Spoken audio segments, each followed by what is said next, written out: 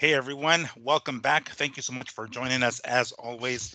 I am your co-host Miguel Antonio Barragan, aka Fight Fiend Migs, joined as always by my co-host Andrew Don't Get It Twisted Lapachet, and this is the Mad Boxing Show, or Mad Boxing for short.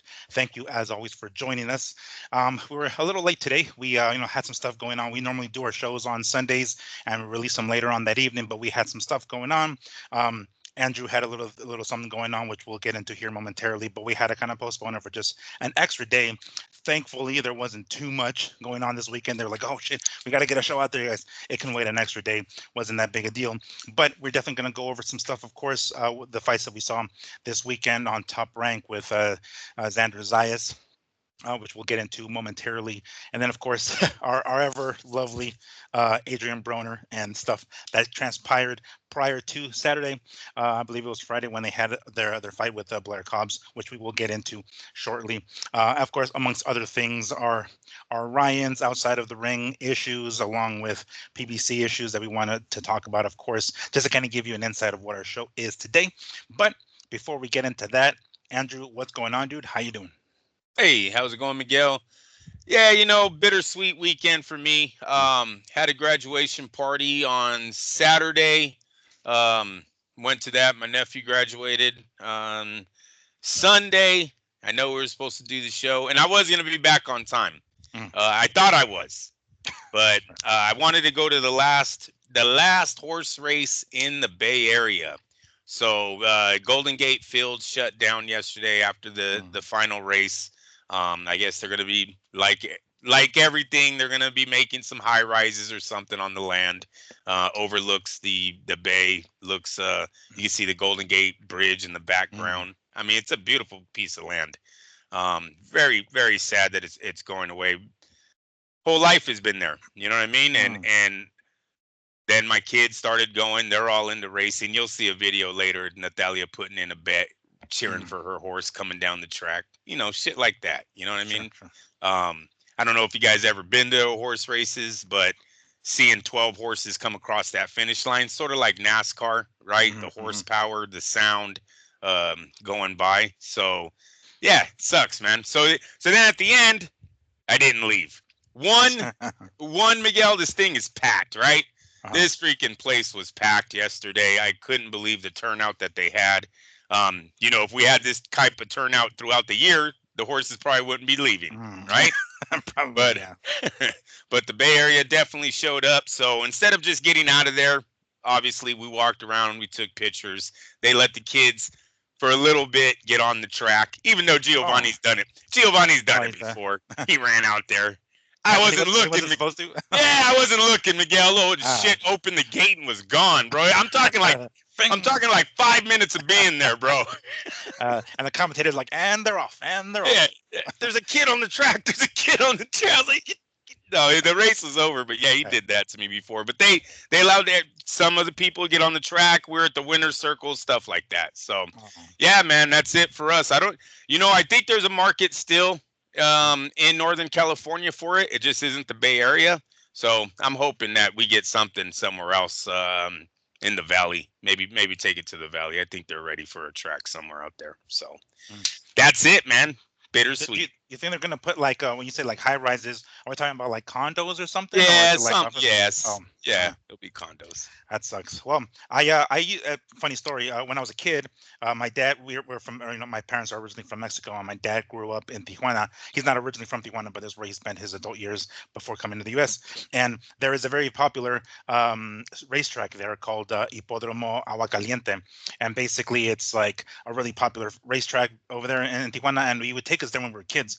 And there's a couple of pictures of us like running around the area, Oh yeah. not on the track or anything like that, but anyway, like that's I remember that specifically. We weren't that crazy. We wouldn't hop in the fucking track, but it was also like a dog race track. So that they were race Nice. dogs too. And me and my sister, when we would like go and fucking around, we would like pick up the losing bet slips that were all over the damn floor. We were like basically they're free garbage people because we were picking them up, pretending to be cash and shit, just because it was cool. But yeah, I remember going to that when I was a kid. And it's still there. It's like I think the main sponsor for the Tijuana soccer team, like the Cholos, they're called the Tijuana Cholos.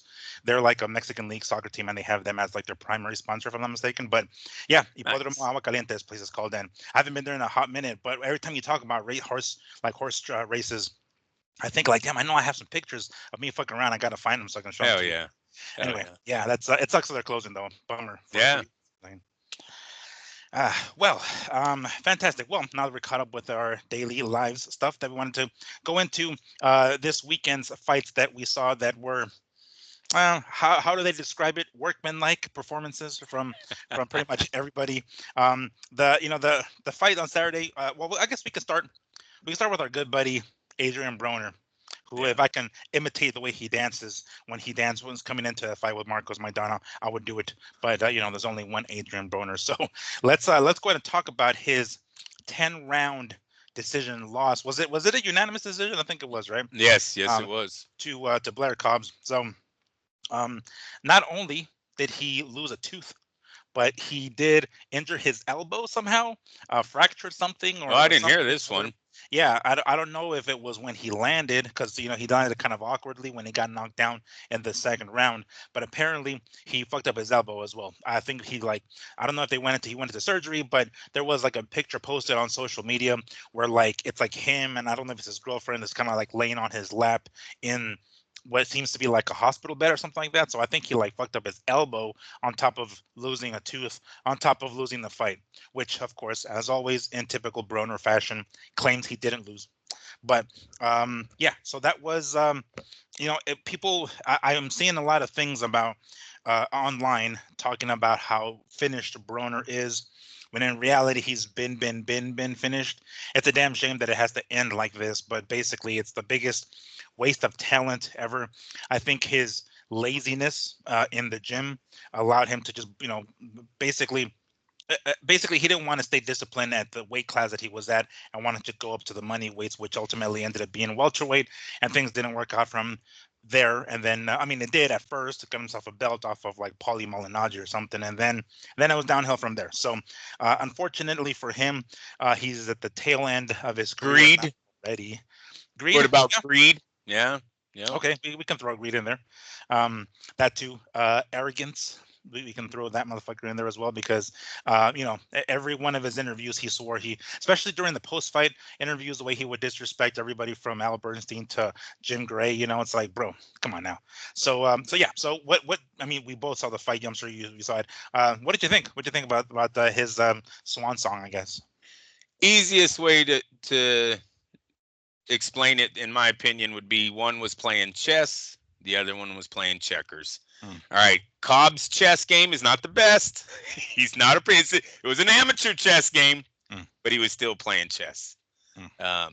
Adrian Broner went in there to try to land one shot, get him hurt, then maybe throw a few shots, get him out TKO, right?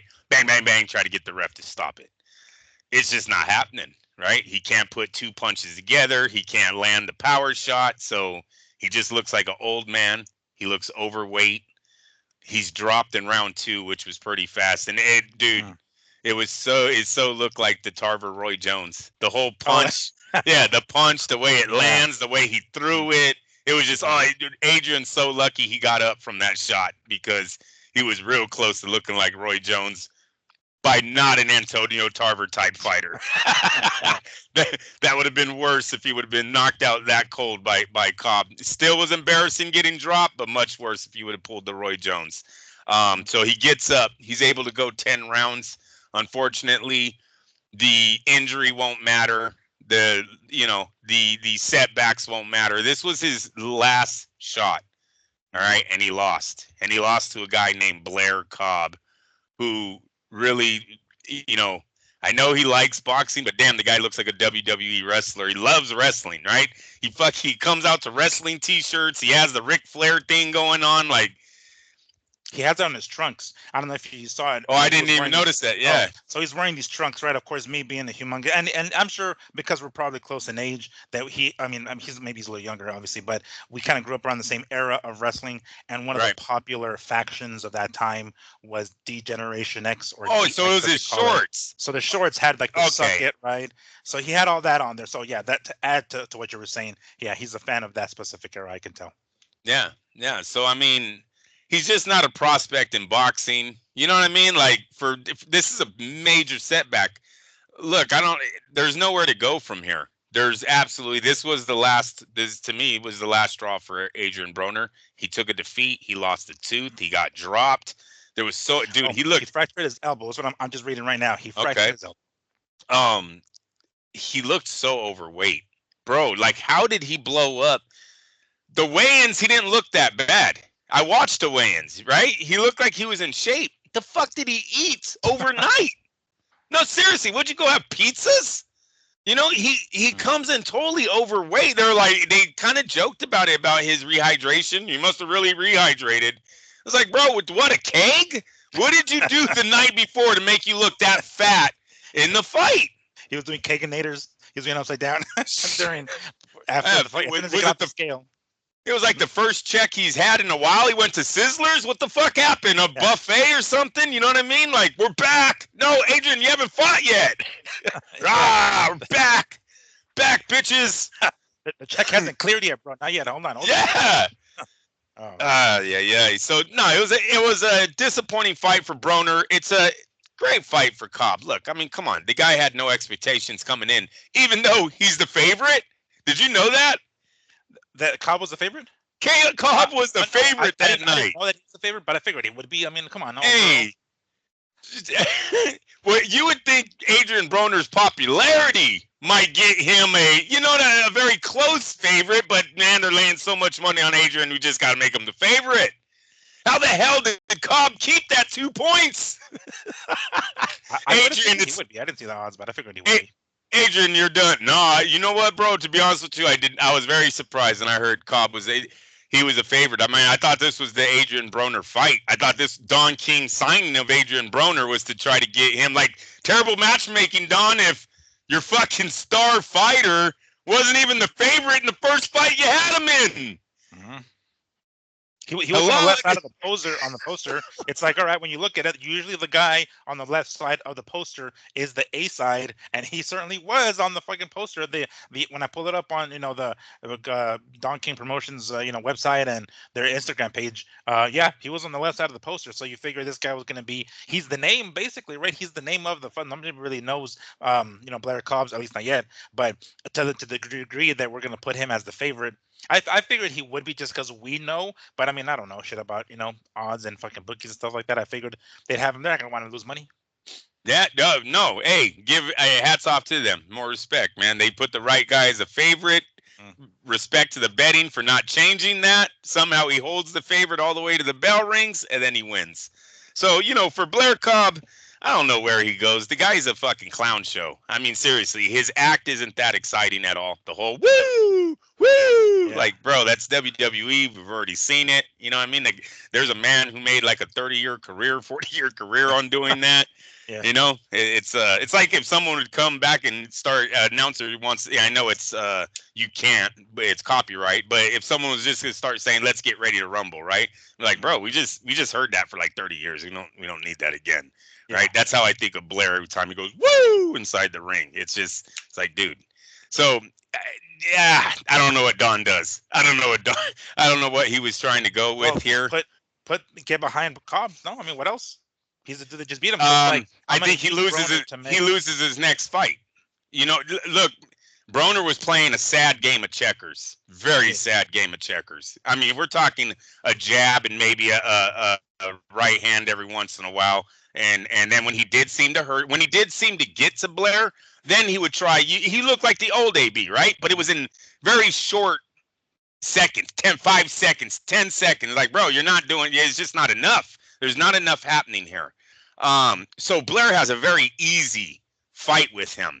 He's bigger than Broner, right? He has the longer reach, and he did a very good job of doing the body attack on the fatter Adrian Broner, the out of shape Adrian Broner. I don't know how. You looked good in the weigh-ins.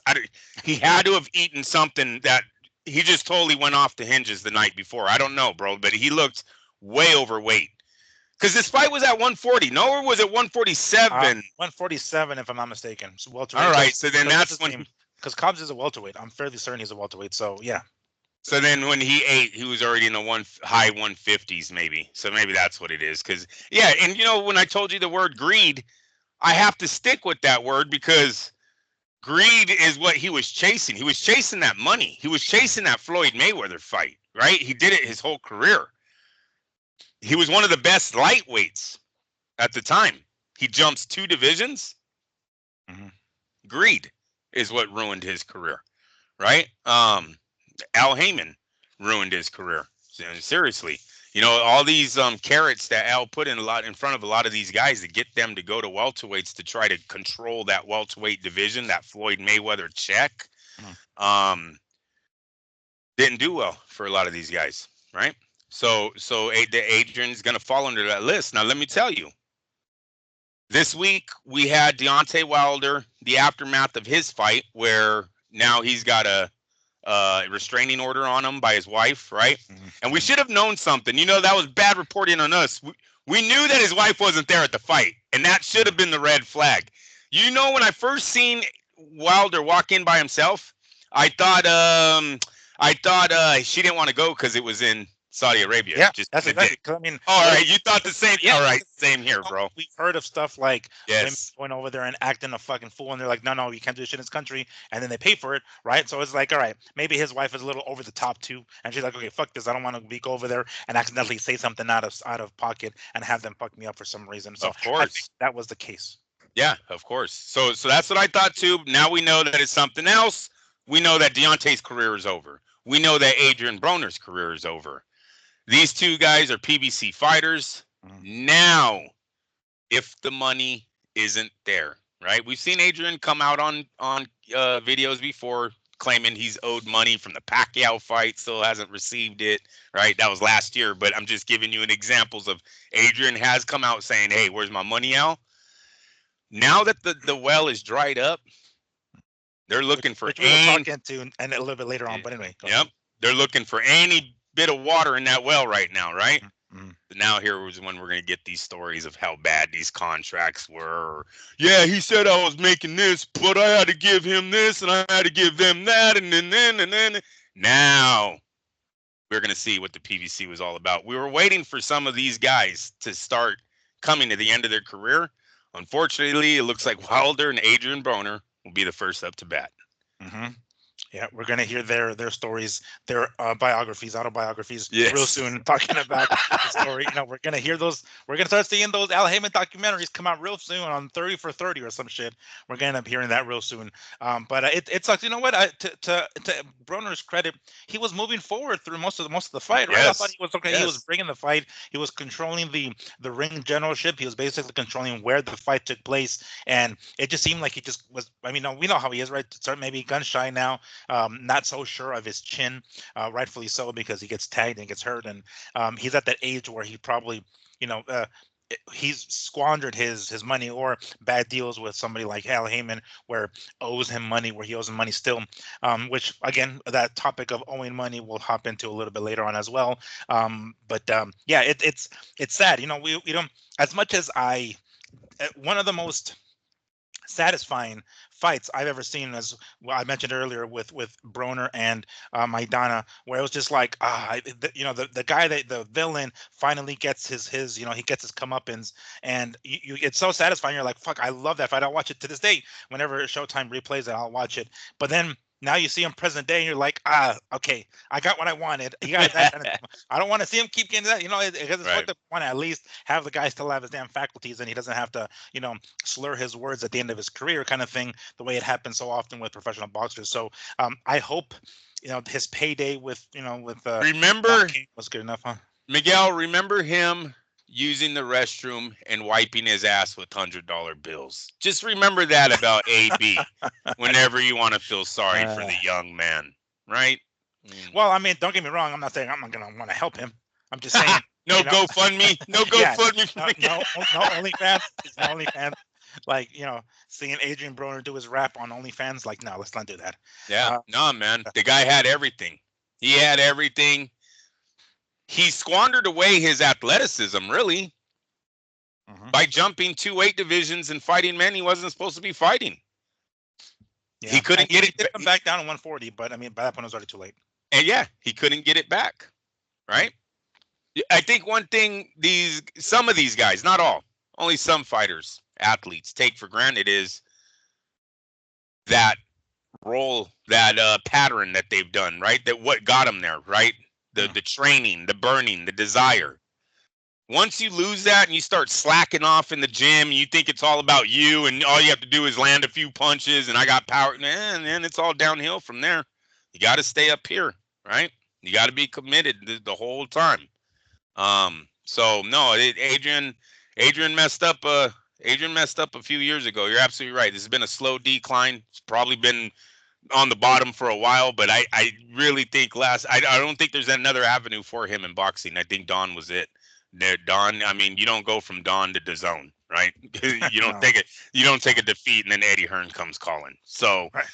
so that would be it. And the next thing Adrian Broner could do is somehow get some money together, rent a high school gym, like our old friend Lee used to say. Try to do hometown fights, right? Put a little 2,000, 3,000 people, hopefully come and watch you, pay $10, right? And do that for the rest of your life till you can't speak anymore, like you said. Yeah. Until you're slurring your words. Till and you're slurring your words. You can't That's say happy right. birthday to your kids. Oh, damn it. Just saying. Jesus. Was that too much of a type? All right, sorry. Yeah, that was I thought 0 that's to the direction. 100. I thought that's the direction we're going. I thought that's the direction we're going. Shit. All right. I misread that. I totally misread that. But yeah, that sucks. And you know what's funny that you mentioned, because when you lose, we don't get Eddie Hearn and Matchroom calling you up.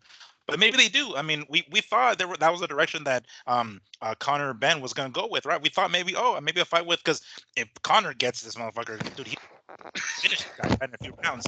Make him. I'm starting to suspect that maybe that's what Don King was trying to do. They're like, all right, I got Cobbs here. Let me put him. Let me feed Broner to him, and then maybe we can make a star out of Cobbs. But that's kind of what Matchroom was going to do with fucking Connor Ben. That has to be the game plan. Yeah. What other game plan would there have been with him being the favorite? Obviously, nobody had Broner winning this fight. You know what I mean? So I don't. Yeah, I think Don wants to ride Cobb. I just don't know why. There's not a market there. Most, how do you say, African American fight fans don't want to hear a guy who cuts WWE fucking remarks all day. And paints his nails. You see, he's got nail polish. Yeah. So I mean, I guess that's his shtick. That's his gimmick. He's funny.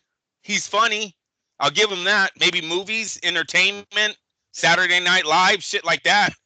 But as far as in the boxing world, there's not too many people that are going to pay and take him serious. Like, I want my son to go watch Blair Cobb, baby. Woo! Yeah, like be like him, son. Yeah, like that guy in the ring. No. Tank Davis fans are not going to Blair Cobb. No. No. I'm just being real, people. I'm just being real, right? That's what it is. So I don't know what Don was thinking there, because really the bigger check is Adrian Broner. You want to try to get Adrian Broner one more fight. That was your $1 million check. It is not Blair Cobb. You know how far Blair Cobb is from a $1 million check? Where AB might have been, because he's AB, could have been a fight away or a win away, right? To DAZN going, like you just said, with Connor Ben. Hey, you know what? Fuck you. You want to come to the UK? We'll beat your ass up in the UK, right? Give him 1.5 million, get him out there. Ben will take care of him.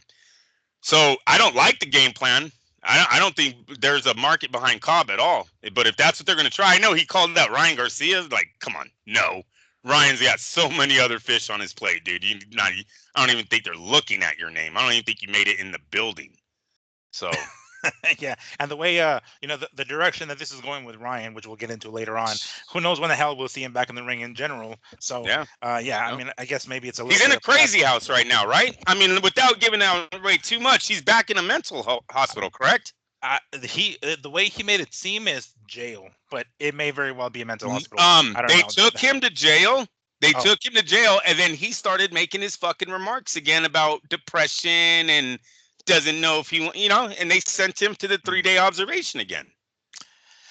Oh, that poor kid. All right. Well, we'll get into his Honestly, spiel. Go ahead. honest. All right, yeah, go ahead. We'll get into that later. That's it. Okay. All right. Yeah. But keep that idea because you're gonna say, Yes. whatever. Keep that at the front for in mind because I like to, you know, I like to not interrupt because it's like sometimes the ideas come and you want to get that shit out, but then it's like, hold on, we'll get to that topic later on. So yeah, so the oh shit, I'm over here hitting my desk. The end of the road for Broner is here. Hopefully, we don't have to see him back in the fucking ring. Over here complaining about the decision, thinking about. I mean, he's gonna say it every single time that he thinks he won the fight. So be it. Point is, Blair Cobbs is the winner on paper. In the record books, it's gonna show that he is the one that came up with the victory. And let's see what Don King has for him. I guess I don't know what plans he might have for Cobbs down the line, but he might think he has some sort of star in the making. Well, we'll see how that goes. So that was Friday's fights. Moving on to Saturday, which it was Xander Zayas taking on Patrick Teixeira on the top rank card on ESPN Plus. Which I believe was also Puerto Rican Day, Puerto Rican Weekend Yes. Parade, Yes. so on, which is when normally, well, at least in recent history, Miguel Cotto would host fights around that time. So this is who Top Rank and Bob Arum is hoping will be their next Miguel Cotto in Xander Zayas, who is himself in quite a stacked weight division. Talking about 154 right now, that is the money weight class, 154, and he's there. He's right in the middle of it, and he's one of the young cats. One of the rising stars and potential budding superstar. So he ended up coming away with a victory. It was a workman-like fight victory. 10 rounds, I believe they went 10 rounds against a former champion or former interim champion in Glover Teixeira, who has had his fair share of decent fights against higher named, bigger named fighters, but came up short. The I don't know, the vibe that I was getting from a lot of the commentators and Timothy Bradley in particular. They seemed a little disappointed in Zayas, in the way that Yes. he went about it. The coming away with 10 rounds. Now, this is the I don't like to judge some of these young boxers too harshly because when they don't finish fights and they go the distance, they have to get those rounds. They have that's the formula, right? When you're an upcoming dude, they'll feed you tomato cans so you can take them out. And then at some point, they're going to start giving you stiffer competition that you won't be able to knock out, but rather they give you rounds. That's where he's at right now. So I didn't really see anything wrong with it. Maybe he didn't go for the KO. Maybe that's what they were saying. Like maybe he there was a couple of times where it seemed that he had Patrick on the ropes and hurt, and he didn't go in for that kill. Maybe that's what they're referring to. But I don't mind having him go 10 rounds because he even said it during the post-fight interview. Somebody mentioned it to him, or somebody in his corner said, you got to go 10 before you go 12. And he went 10. So I don't mind it. It certainly wasn't the most exciting fight, but regardless, he came out of here relatively unscathed, and he put on quite a great performance, in my opinion. And he got rounds in there. That means something. Time in the ring means something. So, what did you see, Andrew? What did you think about that performance? I totally agree with what you were saying there, about getting rounds for a younger fighter. I thought it was excellent work what he was showing on Saturday night. I really did. I was impressed with everything. Obviously, the power. You know, I'm not going to say it's in question, but it is what it is, right? He landed a lot of shots. He didn't move Teixeira how I think they were hoping he would. I Mhm. thought Timothy Bradley was way over the top, but he was all. I'm hoping Bradley was just trying to make a story out of a fight that was kind of being played the same way every round, right? When it's you got to start making shit up, and I think Yeah. his because he was a little. I agree with you, man. He was a little hard on him, like, oh no, you got to have power. That's all I'm saying. You got to have power in this sport. It's like, dude, shut up. Pernell Whitaker couldn't fucking crack an egg. Shut up. Like, stop it already. They He tried to back off on it a little bit towards the end. Like if you watch the State of Boxing, which is immediately right after on okay. ESPN plus. He kind of eased up on it because he mentioned a few times how Miguel Cotto became champion at 24, I think he said. So he's like, all right, so there's still time. There's still time. He can still do it. He's only 21 or whatever the fuck he is, right? So he kind of eased up on it. But during the fight, I was like, all right, tone it down. Yeah, that's what same feelings, dude. Because the work was so good by Zanis. Like, he was doing everything he was supposed to. Zayas, excuse me, Zayas. Oh yeah. Xander, his first name, Zayas. Xander Zayas, yeah. He was doing everything he was supposed to. Landing high, low, body shots up. He did everything. The kid looked great. Offensively, in my opinion, he looked great. There's some flaws. Yes, what was he, 19 or 20 years old? There's some shit. Yeah, something like that. Yeah. He's young. very, very young. He's got under 20 fights going into this thing. He's going against a guy who's he's been knocked out by one person in his whole career, Curtis Stevens, dude. How big was Curtis Stevens? Like, where did he fight him at? You know what I mean? Stevens ended at what, middleweight or super middleweight? So obviously a way bigger opponent is what stopped Teixeira. So no, I was not mad at all. I think he's got a bright career. Just stay in the gym, stay doing your work, and let Top Rank.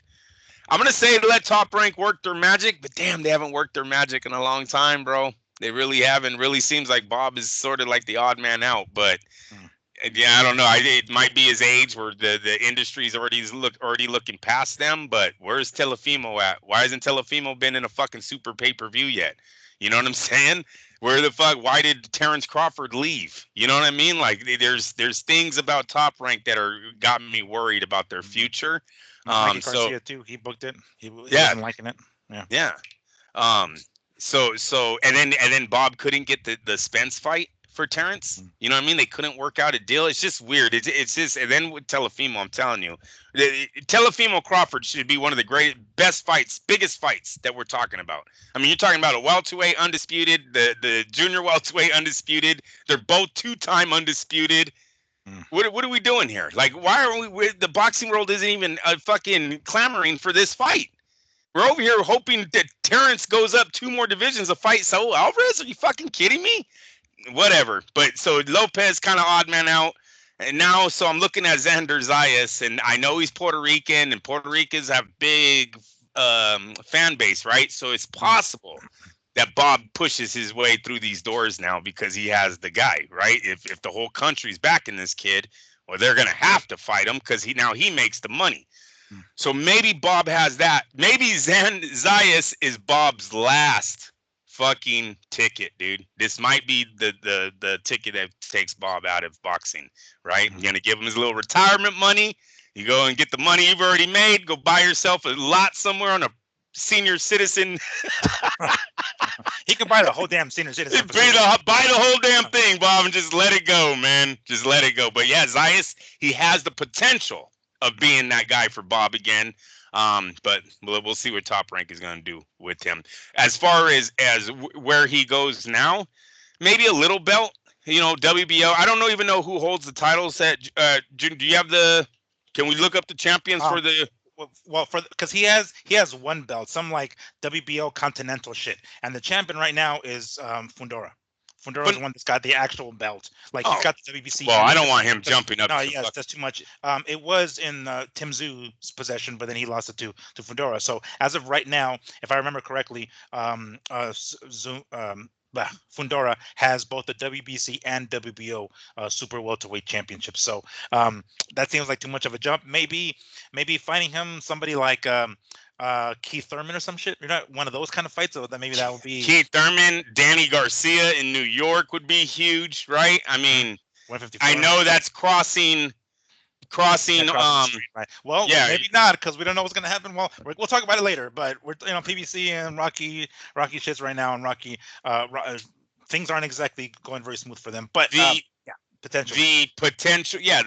potential for this young man at junior middleweight is big. Virgil Ortiz, Fundora, Tim Tszú. I mean, come on. There's your Israel Madrimov, one fighting Terrence Crawford. So he is at 154. They will be fighting for the 154 title. How about Eric Lubin? It's a great name. You know what I mean? That's a good step up for him. I think, especially from a Teixeira. Mendoza, Brian Mendoza, the one who upset Fundora. Yep. former champion. That's pretty significant, right? That's Yep. a nice jump in competition without going over the top. Former champion. That's significant. Yep. Maybe So Harrison. What's his name? Tony Harrison. yeah. Not bad, Yes. those guys. Do you think? Because I mean, it's pretty obvious that this is kind of the direction that Top Rank and Bob Arum wants. He's going to be the next Cotto. That's what they're intending or hoping, because that's we need a Puerto Rican superstar, right? That is kind of like missing right now. Do you what is it too early to compare the two? Like we used to see, how Cotto was. Maybe it's a little unfair of a comparison. Baby. Absolutely unfair. Mm. Um. Oh wait, I think she's doing something. 2 sugars, please. No. Nope. No. I got a new chair. Oh shit! Yeah, All right. we got a new prop for the show. Thank you, babe. It's my Father's Day present. Oh, nice, nice, hell yeah! It's one of those gamer So seats, those like gamer chairs. It's like got like cushions everywhere and a damn massage. yes, Oh shit! Well, I take don't know if you this. can. Yeah. I've been using my daughter's little chair for this Oh, time we've been on this. Ah, yes. Ah, finally. Okay. all right. All Okay. right. Here we go. Thank you, babe. Okay. So, no, I don't want to compare them yet. Okay. Don't want to compare them yet. No reason to. Look, Zayas, he's making his own path. The kid had his own story, right? Didn't he? He's from Puerto Rico, comes over to America and continues his boxing career in America. Hmm. Let him write his own story. We'll wait until match him champion for champion when he's actually a champion. You know what I mean? But different story, different path. So, and I don't want to put too much pressure on him because he's so young. So no, let's just play. I think it's time for top 10. He's ranked 12th right now. Hmm. So maybe it's time for break him into the top 10, get one of those bottom shelf guys and go from there. But no, he's not Cotto. Not yet. Not saying that he can't be, but right out the gate, no. And I don't even remember Miguel Cotto being like some superstar right out the gate either. So, that's for a later day, bro. Where right now he just fought his first ex top 10 contender, right? And I think That's all. it's his first main event card. I think it's the first card that he's actually main evented, I believe. Yeah, because he's always been the co-main event. He's done that a few times. This is his third 10th round fight. Mhm. Only the first time he's went the full distance. So back to where you were saying, it is a good thing, right? He finally got his 10 rounds in. They've tried it 3 times. Keeps knocking the guys out. Well, now they got the 10 rounds out of him. So maybe they did tell him, hey, you got to go 10. You can't keep freaking, we can't go 5-5. All right, 12 rounder. Right? Yeah. Right. So you're not going to knock everyone out. You got to go 10, kid. And maybe that's why you've seen him pulling back on some of those situations where he probably could have stopped them again. Right. So I liked everything about him. Thank you. So no, very excited on what Top Rank is going to do with him. Unfortunately, I hope it's something because I got to go back to Top Rank hasn't been doing a lot for their guys. But Telefimo, not Puerto Rican, right? Terrence Crawford, not Puerto Rican. So there's the difference.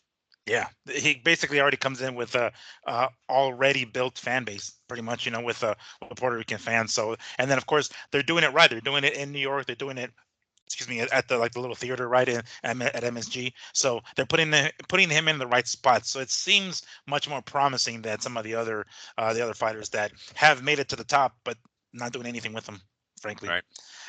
So that was fun. My pops wasn't too high on him.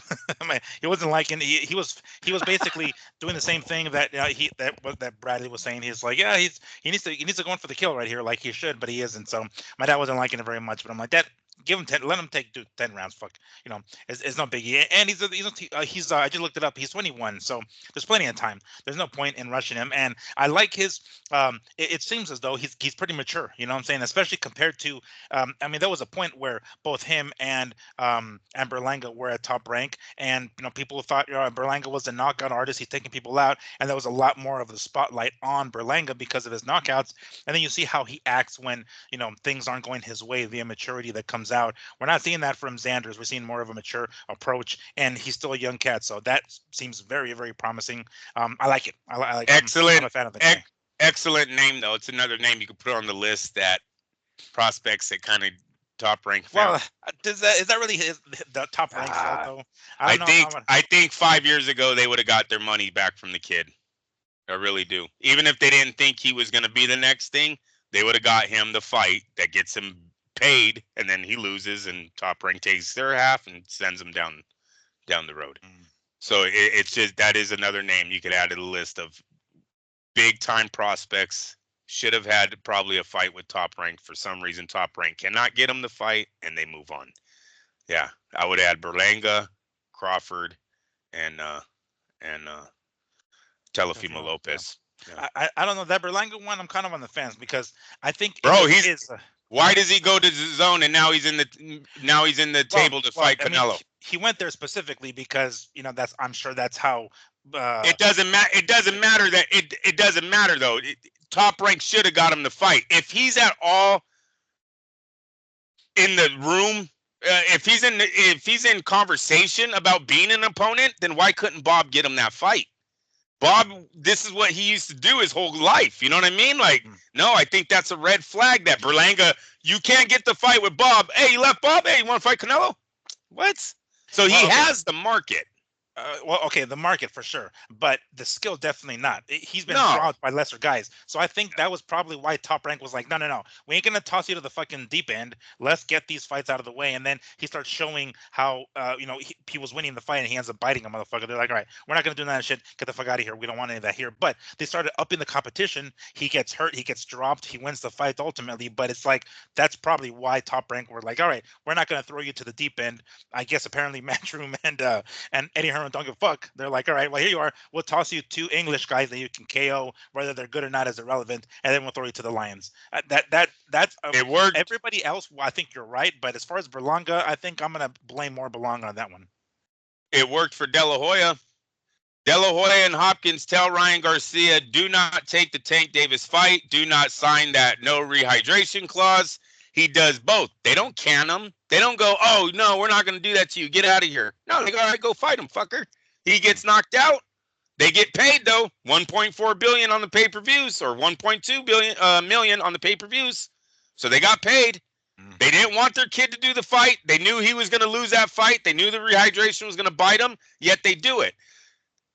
Then they bring him to Devin Haney, and he wins. I know it's a lot of fucking... Yeah, fuckery outside of the ring. But... yeah, I like that word. There's a lot of fuckery going on there, but yeah, that's gonna be a new word for us. So that's gonna be part of a title. It's like Andrew discovers fuckery. So yeah, man. So no, I don't like the fact that Bob was able to let Berlanga go just because they weren't on the same page of where he was at in his career. Because obviously Berlanga was at a point where he could have got the biggest check in boxing. So Berlanga was right and you were wrong. He might not win, but he should. But he's gonna get paid. But but he brings the money. So you should have gave him the check and you would have got some of that money. But whatever. Once again, I just think it's Bob's age that might have the other guys, like they're all sharks, right? We all know behind closed doors, these guys are fucking sharks. They're all looking at Top Rank stable going, who's going to be out there? Sort of like what's happening to the other guys right now, right? Yes. They're all circling. They're all the sharks circling. The vultures. Yes, there you go. Bob's like, I'm not dead, fuckers. Yeah. They're already coming down to poke at him. He's like, I'm not dead yet. That's awesome. Yes. That's exactly what's going on right now, dude. It's exactly what's going on. Damn. Well, I mean, that's good for Xanders. He puts himself in a great position with that victory, and hopefully a next step up after that.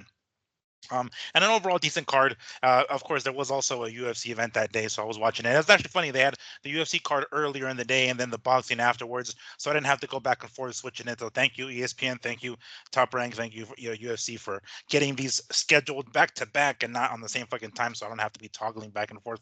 But overall, a pretty decent fight card. Good performance by Zayas. So we had some pretty decent fights. We had some. Blair Cobbs and Broner on Friday, and then there was actually some other fights on DAZN, as a matter of fact, on Friday as well. That not really much to speak of on that one, but nonetheless, the main fight of the weekend was Xander Zayas. Okay, cool. So we talked about already about Broner. That was kind of like part of the topic.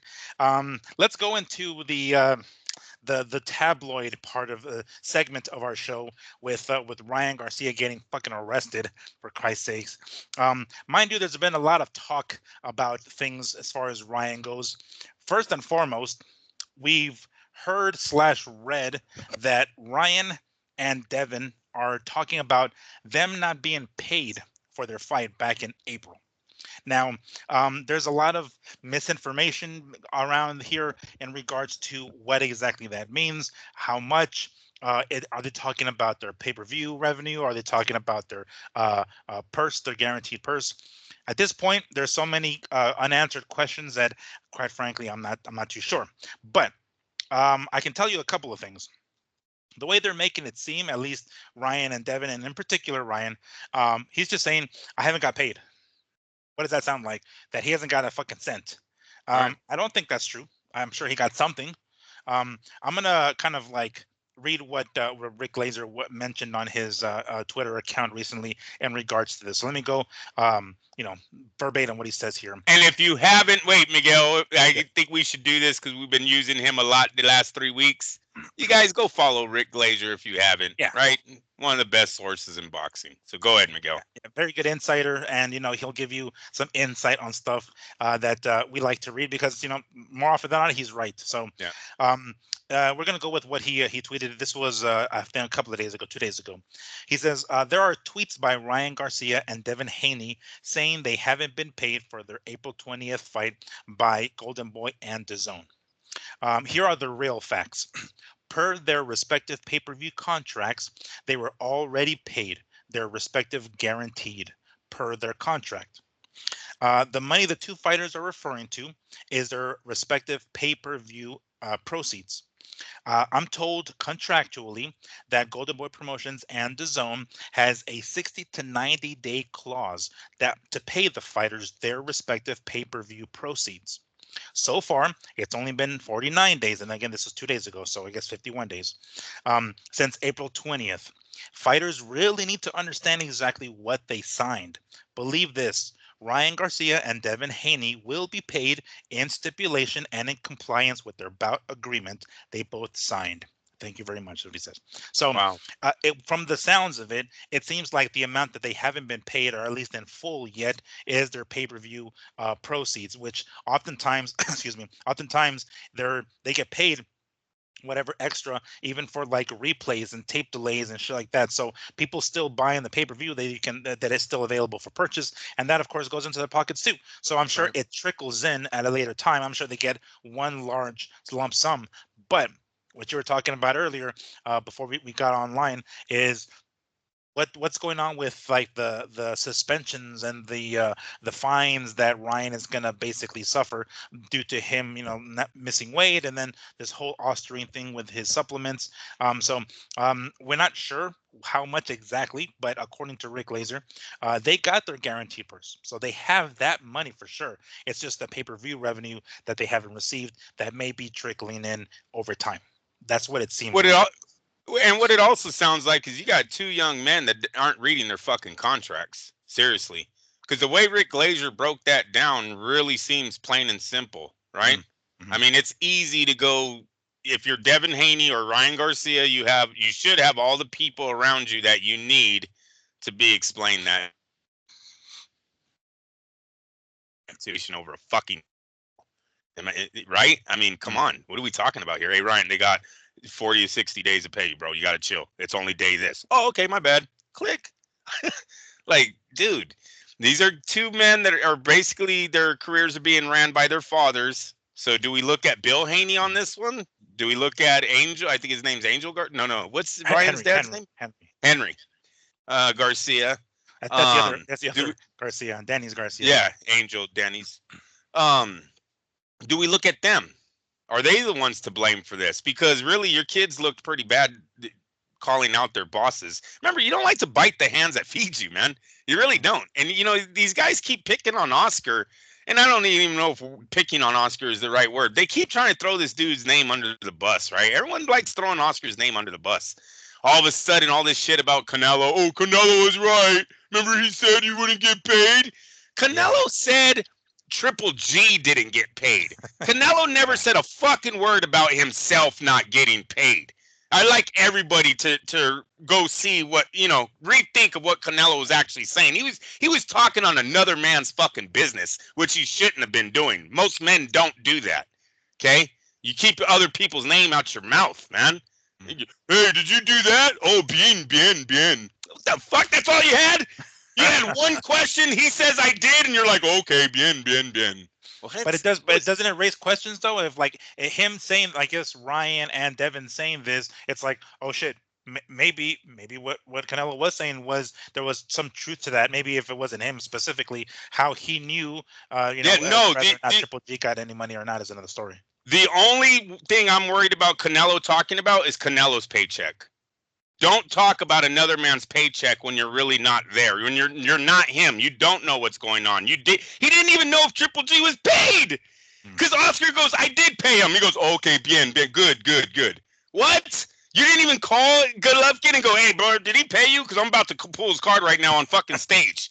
Yeah, he paid me, bro. Oh, fuck. God, but he pulled that out of the air. We know, because I think when Canelo started talking the shit that he talked, right, when he first came on the podium, that threw, when De La Hoya got on the podium and started talking crap, that threw Canelo off, and then Canelo started like throwing, I think he kind of was like in the middle of the emotion, so he was like, what, did you fucking pay, because I don't even think he had that plan per se, but that's kind of like, I guess, not that there's any truth to that because we don't actually know, but the fact that De La Hoya even like said, yeah, he got paid, doesn't that show that there is a truth to that? Instead of being like, the fuck you talking about? Who the fuck told you that?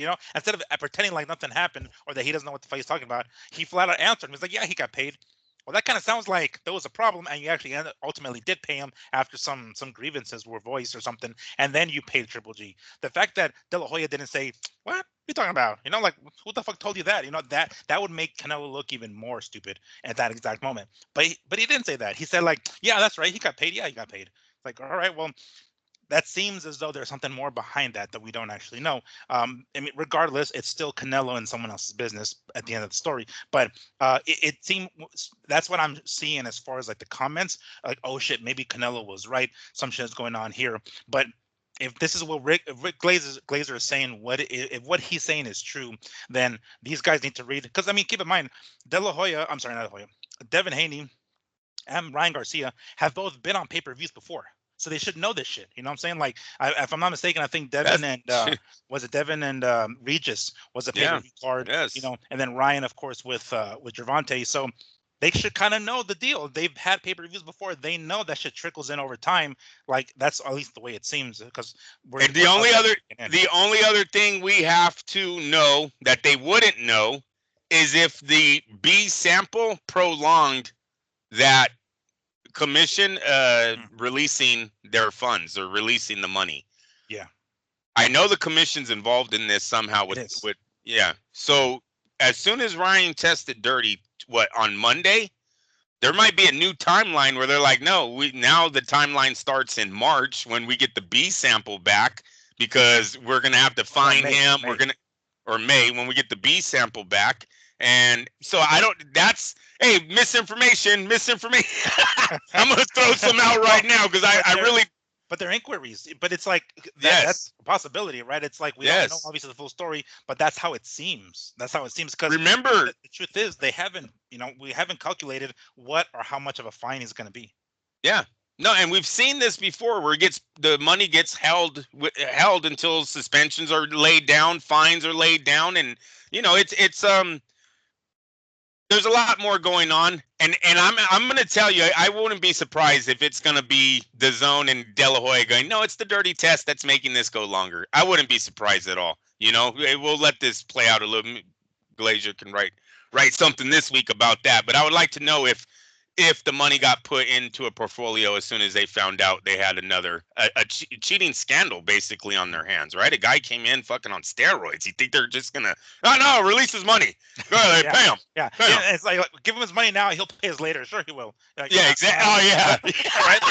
Like, no, I don't think that's how it works. Like, yeah, sure.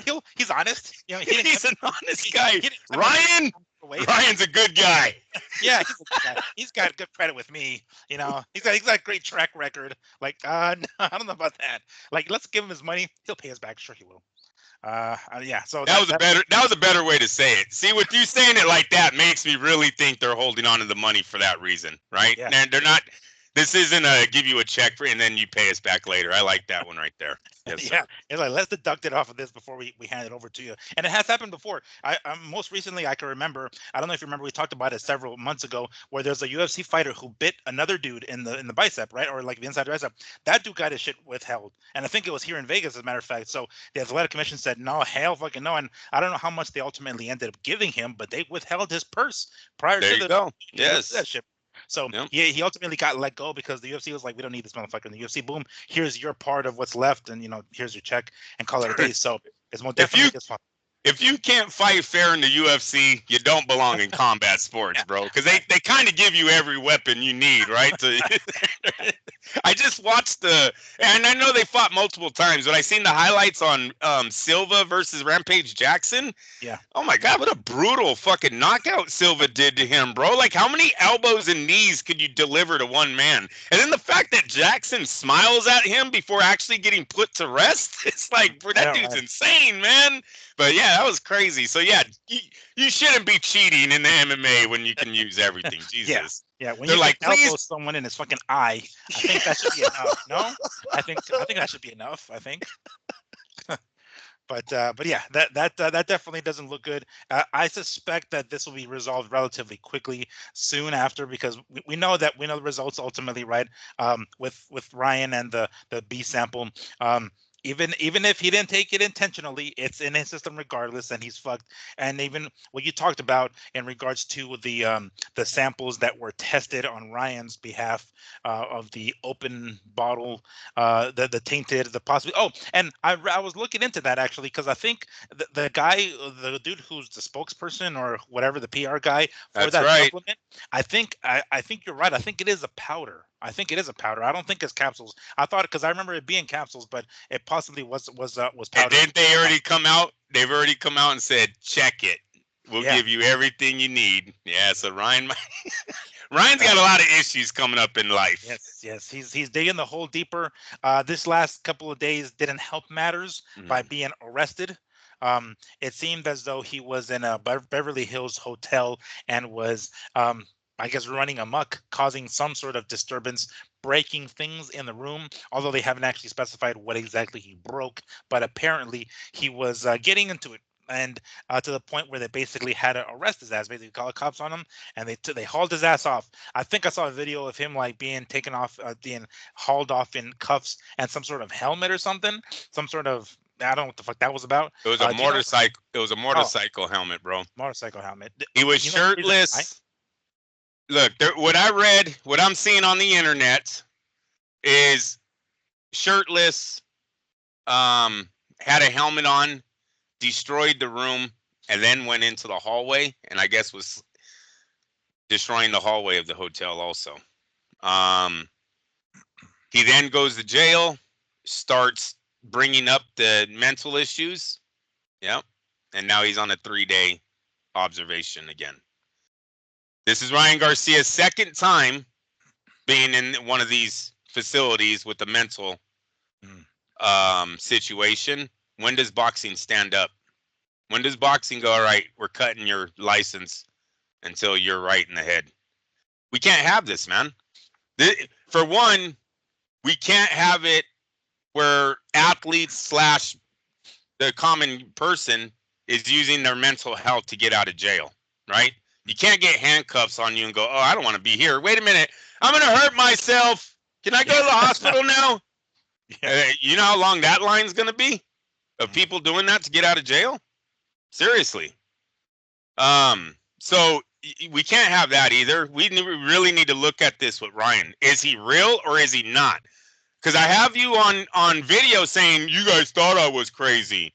So you said you were playing us, but now you're in a mental institution for the second time. And people, I'm not confirmed this, but it seems like that's where Ryan went. He went to a hospital. He went to jail. He complained about his mental health, about hurting himself, or not hurting. I won't say hurting himself, but complained about mental health, and they took him away. They took him to the His history hospital. of mental health, yeah. I think once you say that, they have to. I think it's it's something, and I think Ryan knows that. His lawyer probably told him that, and he used it. I'm gonna go with what everyone else said. He's not crazy. That kid knows exactly. He's sharp as shit. He tricked everyone. So fuck him. Yeah. Yeah, fuck him. He's not crazy.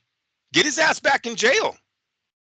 Mm-hmm. Oh, but we can't do that, right? You can't do that. All right, well then fucking cancel his boxing license for a year and a half then.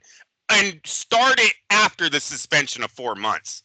Keep him out 2 years and let's see if his little fucking arrogant ass comes back to boxing fucking telling us, trying to tell us what to do. Seriously. Bet you'll have that AB moment in your motherfucking life too. Remember I tell you, once that athlete stops being a fucking athlete, you can't get it back. Take him out 2 years and let's see what he looks like when he gets back. I'm over Ryan Garcia, man. The kid, I don't want my kid to be like him. I don't want Junior to even to watch him succeed because he's such a dipshit. I don't like dipshits that succeed. You understand? And Ryan Garcia is a dipshit. Just like Adrian Broner was a dipshit. And look at where his career ended. Broke, toothless, and on the mat. That's where Ryan Garcia will be. This is the circle for all of these guys, right? You think you're the shit. You're not humble at all. The whole world surrounds you. All right, your time will come. His time is coming. It's starting. Second time, Ryan. Second time you're in a facility. Starting to think it's you. I think we've been known that it actually was him. The second he started to pull that card of like, haha, y'all think I was really crazy? Like, yeah, we did. We kind of took word for it, homie. Like, we kind of gave you the benefit of the doubt. Are you telling us we shouldn't do that? Oh, okay. Well, now we know. We do live in an age where you can put everything on the fucking internet and it doesn't go away. Like, you know that, right? For like, all you realize that. This guy talked about kids being touched, kids being hurt. Have you seen him do a fucking thing for kids since this fight has been over? Has he put on one charity? Has he went to one orphanage? Has he delivered any toys? Has he brought any happiness to some children, sex trafficked children around America? He's done nothing. And for you people that follow him and say, oh, he's a saint when he's talked about kids being hurt to promote a fight, you're as fucking stupid as he is. Seriously. He used children to promote a fight. He does nothing and after but to get arrested. What? Go to Miami, takes his shirt off everywhere, says he has multiple girlfriends. He's a dipshit. I don't roll with dipshits. Says he was smoking and drinking the week of the fight. It's like, says he was high the day of. Yeah. Said he woke up and had to do it. Oh man, the guy's no good. He's no good. He's been on a decline. I kind of smiled when I heard he got arrested. Now I'm not happy about the mental health issue. I'm not happy about that. I wish the kid wasn't, but he might be. Legit. If it's legit. Yeah, and I think we need to take it as legit now. Now, this is when, remember we talked about boy crying wolf? This is boy crying wolf, dude. Now this is your second time. I'm sorry. I don't believe you anymore. Now you stay. You stay there until you get help, until you get better. And I think boxing needs to put on their big boy pants. These commissions need to come together and go, how are we going to diffuse the Ryan Garcia situation? You want to know how? We got to suspend him for health issues. But do you think, well, that seems like quite a tall task considering that to some degree he brings in the money, no? I mean, at the end of the day, because the final pay-per-view numbers that it was going around as far as like Devin Haney and Ryan Garcia goes was 500,000, around between 500,000 550,000 pay-per-view buys is what the closest number that we can find to being somewhat realistic and somewhat accurate. In an age where a lot of fighters aren't doing that amount, are far less, does he not get a pass? We've heard the stories of like, Cus D'Amato kind of like cutting Mike Tyson a lot of slack in the house because he was who he was. He broke his own rules for Mike. Is that something that the boxing community, and I guess the promoters, the networks, are they willing to do that for Ryan because he brings in the big bucks? Damn, that's a hard one to answer. For the better of the sport, you got to think about the sport first. And we can't have a character like Ryan Garcia making a mockery first of our sport and now using his mental health to get in and out of things, right? Because he got out of a fight with it. Now he's getting out of jail with it. We can't have other athletes going, hey, did you see what Ryan did? They'll be, hey, I got a DUI, bro. I'm getting a fucking DUI, man. Oh, no, I'm not. What if I just say that I'm really depressed and fucking I'm gonna hurt myself and then I'll become a victim and they're gonna forget about this. Yeah. Hey, I'm gonna hurt myself. We don't need that. Yeah. I got my hands behind my back too. I went in total character mode. You guys couldn't even see. I was handcuffed too. Total character. Here, assuming the position, like I'm gonna hurt myself. I'm sorry. I'm just saying, it's a conversation I think all athletes are going to have in their head, especially when they're intoxicated, knowing that they're about to be put in jail. Like, hey, remember what Ryan did?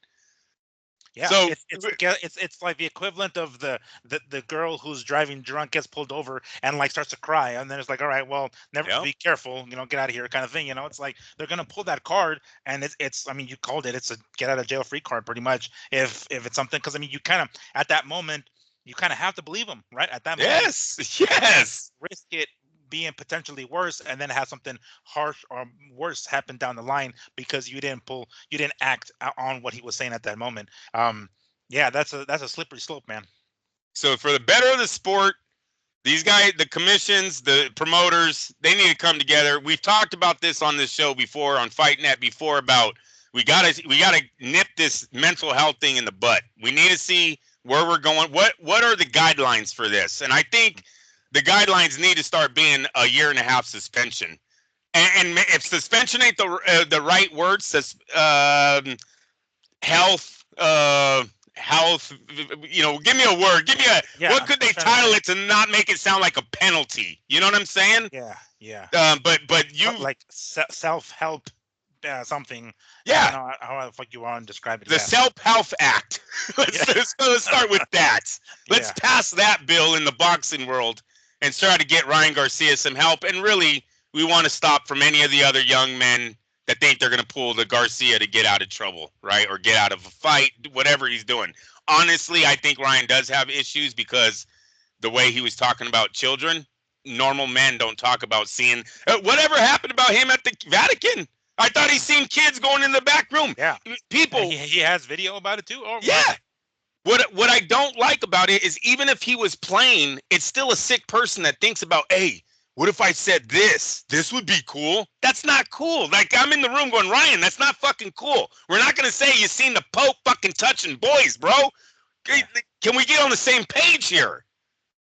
So that's what I don't like about it. Even if it's not true or true, his little mind thought of that. You're not rolling with me. I'm not rolling with the guy. He's a fucking chump, man. He looked like a chump when he got arrested, too. He looked like a crackhead. A fucking motorcycle helmet on. Are you fucking kidding me, Ryan? And then shirtless? Yeah. Looked like an episode of Cops. He has been shirtless since the fight. Oh, yeah. I don't know if Ryan ever put a shirt on after that fight. Yeah, This is Ryan. Everybody, Ryan Garcia is here. Oh, no one cares? Yeah! Then the girl starts screaming. He just takes his shirt off, bro. He knows what he's doing. That kid knows what he's doing. He's living the life, shirtless, boy. The second there's a camera, the only reason he wasn't shadowboxing in front of the camera is because he had his hands cuffs. Otherwise, if they weren't cuffed, he'd be like on the way out, being escorted with the motorcycle helmet, like going to the fucking no, bro, stop, please. The only reason he couldn't do that was because his hands were fucking cuffed. Oh God, that poor sucker. Jeez. Yeah, no, let's hope that he gets whatever the hell help he needs, because clearly he's I don't know, it's like one day he's fine, one day he's not. He's just basically digging the hole deeper now with this incident with him being arrested. And it's really weird because I've seen some of the tweets and people are like, how the hell do you have a phone? And he's like, oh, I found a way. Like, what the I don't know, this guy in the hospital he can have access to a phone. It's not a jail. And I'm not saying a cell phone, but maybe because I've never been in a mental hospital, people.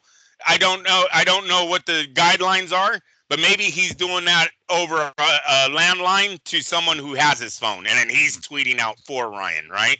They could be doing that, but we do know that facilities, they will allow you access to a phone whenever Can you imagine somebody having that job?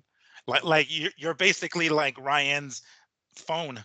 You're like, yeah, I got her here. What do you want? What do you want me to say? Okay, you want to say, like Yep. him calling you from any which way. He's The like, only you the know, only cool part is, hey Ryan, there's some more titty shots. You got a lot more titty. Damn, bro, the titty shots are still coming. yeah, Can I look? All right, cool. yeah. Like, can I can I have this one for me, please? Please, can I have this one for me? Just hand her over. I'll take leftovers. I don't mind. I'll take sloppy seconds. I promise. I'll be Oh, down with that. you know the girls that are hitting them up. They would sleep with the phone guy too. Yeah, All the phone guy would have to do is go, I'm the way to yeah, Ryan. She's sleeping with them you're too. Ryan's phone guy. That's right. Damn, that's fucking nuts, dude. Geez, what a. And then they're like, Ryan is like taken to jail. Like, Ryan, you have one phone call. All right, I'm gonna call my phone guy. All right, tell him that this place sucks or something. One, Like, you ever heard, who was it? Axl Rose? No, Aerosmith. oh, Aerosmith. Steven Tyler. Steven Tyler said, "Don't ever kiss a groupie because she blew the bodyguard to get in there." Oh, That's Ryan man. Garcia's phone guy right now. You want to see Ryan? Got a Yeah. set appointment through me, baby. Yeah, it's like, you got some chapstick because you're gonna Oh, need it shit. hard. Yeah. Oh boy. Ah, poor Ryan. Yeah. Your phone guy's living the life right now, not you, dude. I know, right? Exactly. It's like, watch the phone guy like play it as if he's Ryan. He just like puts on a helmet, like, oh yeah, I'm Ryan. Come on, ladies. Like, you don't have the tattoo. Oh, I got it removed. Let's go. He'll sweetheart. be here in 5 minutes. Yeah, that's what he said. Oh boy. Well, You wait yeah. here. I'll be right back. yeah. Let's finish this real quick, okay? And then I'll be right back, okay? Oh, we're being terrible today. Yeah. Here's a little energy drink for you, sweetheart. But anyway, yeah. Ryan doesn't exactly help his case by getting himself arrested now, and let's see how long he stays in. When they're going to let him go, because as of right now, according to what you're saying, Andrew, that he's in the whatever facility he's in, right? That's not jail, so I don't know how long they're going to keep him there, and this happened 3 days. Oh, 3 days. Should Okay. be 3 days. 3-day observation because his crime wasn't anything violent. There was bail probably set. He sets bail probably from the facility. Someone probably went and already paid it off, and he walks from there. Never spends a night in jail. So, right? Gets all the tabloids, gets all the press, and not a day in jail. But I mean, he did do. There's some damage right to the room. They haven't specified what damage he's done to the room, but I'm assuming maybe broke the TV, a couple of holes in the walls, right? Yes, I think it's holes in the wall. I think he was putting couches through a wall or some shit like that. Like he was ramming the walls with couches or something. Well, some steroid aggression probably right. coming out. Yeah, No, I'm just playing. Instead of it's like Ostarine rage. It's called Ostarine. I swear, that's what it is, yo. Ostarine rage, okay? Ashwagandha rage. I just heard it. More misinformation. Yeah. Hey, watch, that'll be a story later on. Roid rage is what sets off Ryan. Yeah, it's like, could the new phenomenon of ashwagandha rage be, all the in professional boxing? So look, so far, Miguel, Ryan has a suspension that's going to be dealt to him, right? Mm-hmm. He's got a fine that's coming up. He's also got the supplement company looking to sue him. They said they would. If they can prove that their stuff does not have any of that in there, they are suing him. You have Paul suing him. Right? Oh, that's right. Yeah. That's right. You see how it's all coming on to this kid right now? Now you have this. I think it's time for boxing. I'm putting the pressure on boxing to get Ryan some help. I think they need to tell him they're going to suspend him until they have their doctors approve him to come back, and whatever private physician that he has, everybody come to agreement that he's all right. But he's getting close to rock bottom. I don't know if he's there yet, but the fucking I don't think he won't be there until he's broke. I think that's or the drugs are going to get him in trouble. Because unfortunately for Ryan, I think he started drugs late in his life, and they're really taking control of him right now. I don't think it's alcohol, dude. I think the guy's totally on drugs right now, and he never had this type of life. Sort of like De La Hoya. De La Hoya said he started drugs real late, and fucking when it hit him, you have all the money in the world, you could buy it. See, thing about drugs, right? What they say is the first few times that you use it, you're supposed to feel great, right? So could you imagine having endless amount of money and knowing that that thing that you just took the other night gave you that type of feeling? How much of it you can buy the next day, right? And now you're on a week binge, right? Didn't even what? I haven't slept in a week. Yeah. Yeah, bro, you have fucking all this money. You buy how many drugs you want. You haven't slept in a week. Fuck face, right? So that's kind of what these guys fall into. Um, so DMX said he was in DMX, the rapper, said he was in a hotel for like a week smoking and dope and just he never rebounded. He never rebounded from it. I think that's when you have that type of money and that those drugs kind of get into your blood. Yeah, Exactly. They get into your blood system. They get into your DNA. They change your way of living. And you do that, and you can have endless amounts of that type of drug. Oh, you get addicted pretty fucking fast. So.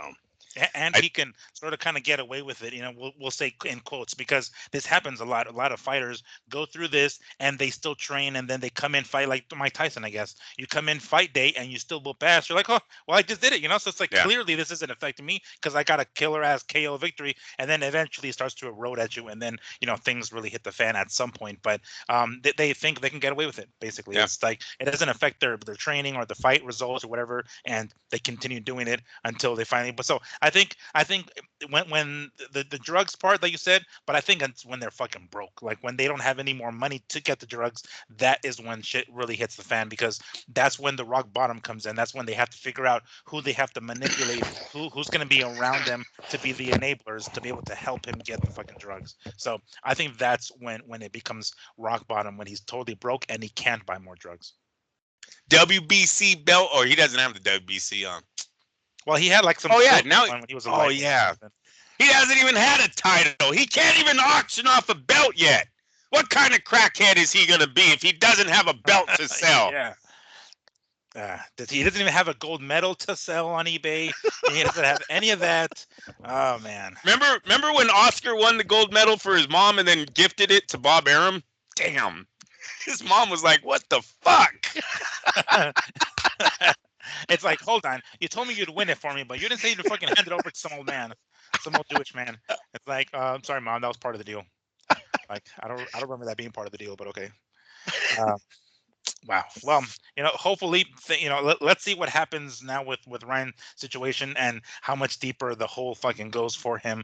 But yeah, that's that. I wanted to bring that up because on top of everything else that we talked about, Ryan, now his dumbass gets arrested. Good Lord. First time on Fight Net history, I've got a cramp. Oh, geez. I got a Charlie. That's why I stood up so fast. On your leg? I mean, yeah, my fucking leg. What the hell's going on? Yeah, I did some yard work after work today. I went outside and did some yard work. I don't know if that got to me, but I got a Charlie live on air. What the fuck, Miguel? Did you see me jump up? I thought you got comfortable, but I'm like, are you squirming in your seat? What the hell's going on? I was like, please don't do this right now. My muscle's like, nope, we're doing it. Ding, ding, ding, ding, ding, ding. I'm like, this Ryan story is not that great, Randy. Get all excited about it, bro. It's like maybe I'm a drug addict. My muscles are all I know. We want coke. As you say that, you're like eyes twitching because you want another hit of the heroin or some shit. It's like, oh my god. You see, I've been a bad boy, and God's penalizing me with this Charlie, man. Jeez almighty. Shut your mouth. You guys are going to get Charlie Horse on the show. Ay. It's going away. Fair enough. All right. That's our apology. So one of the other topics that we wanted to talk about, that funny that we talked about it here. We mentioned it already a few times. I don't know how I'd call it. The deathbed, the dire straits that the PBC is on. So you guys may or not be aware. I'm sure you guys are aware because you are boxing fans. But this weekend, we're going to have a pay-per-view card held by PBC with Gervonta Tank Davis taking on Frank Martin. Well, according to, if you would like to go to the PBC website and take a look at their fight schedule, they have 0 fights scheduled after this weekend. So we might actually be seeing the complete end of PBC after this weekend. Now, I have read, again, to quote Rick Glazer, that there are other PBC fighters that are leaving the stable, right, going elsewhere. I did hear an interview or watch an interview by Caleb Plant, who he said that he has a fight lined up for August. So it could be one of those guys where he's one of the guys who's going to end up jumping ship here real soon. But then what? You know, we have Ryan. I'm sorry, we have Ryan. We have Gervonta and fucking Frank Martin, and then on the undercard we have Benavidez and the fighter whose name we just cannot pronounce. We apologize, but we cannot pronounce it. But regardless, that might be it. That might very well be it for PBC because nothing else scheduled after that. That is not looking too good. When you go to the website, you notice there's nothing else on the calendar. I don't know what's next. You know, we've already heard the rumblings of Amazon Prime already wanting to bail out of the deal. They're not too interested in continuing with it. Even again, Rick Glazer himself saying that it doesn't look like PBC ever really had it in the plans to host regular Amazon Prime events. They're all going to be pay-per-view. Considering how bad their pay-per-view numbers have been, I guess they don't really have any other choice. How does this look to you, Andrew? The fact that there are no other fights scheduled after this Saturday with Gervonta and Frank Martin. Slow death. That's what it looks like. Wonder what the company headquarters looks like today. Are they already like removing pictures off the walls? You guys come in like, hey, wasn't there a life-size poster of Floyd there? Yeah. It's all right. What do you need? Yeah. What'd you come in for? Yeah. Yes. Hey, where's the PBC logo? It's gone. Yeah. It's like sort of like that was sort of like the horse track, dude. That was one of the sad things is they were already removing all the fucking TVs. The snack bars were being shut down. It's like, what the hell? You couldn't leave it up for one more weekend? Place already looks like it's deserted. I'm kind of feeling that's what PBC headquarters looking like today.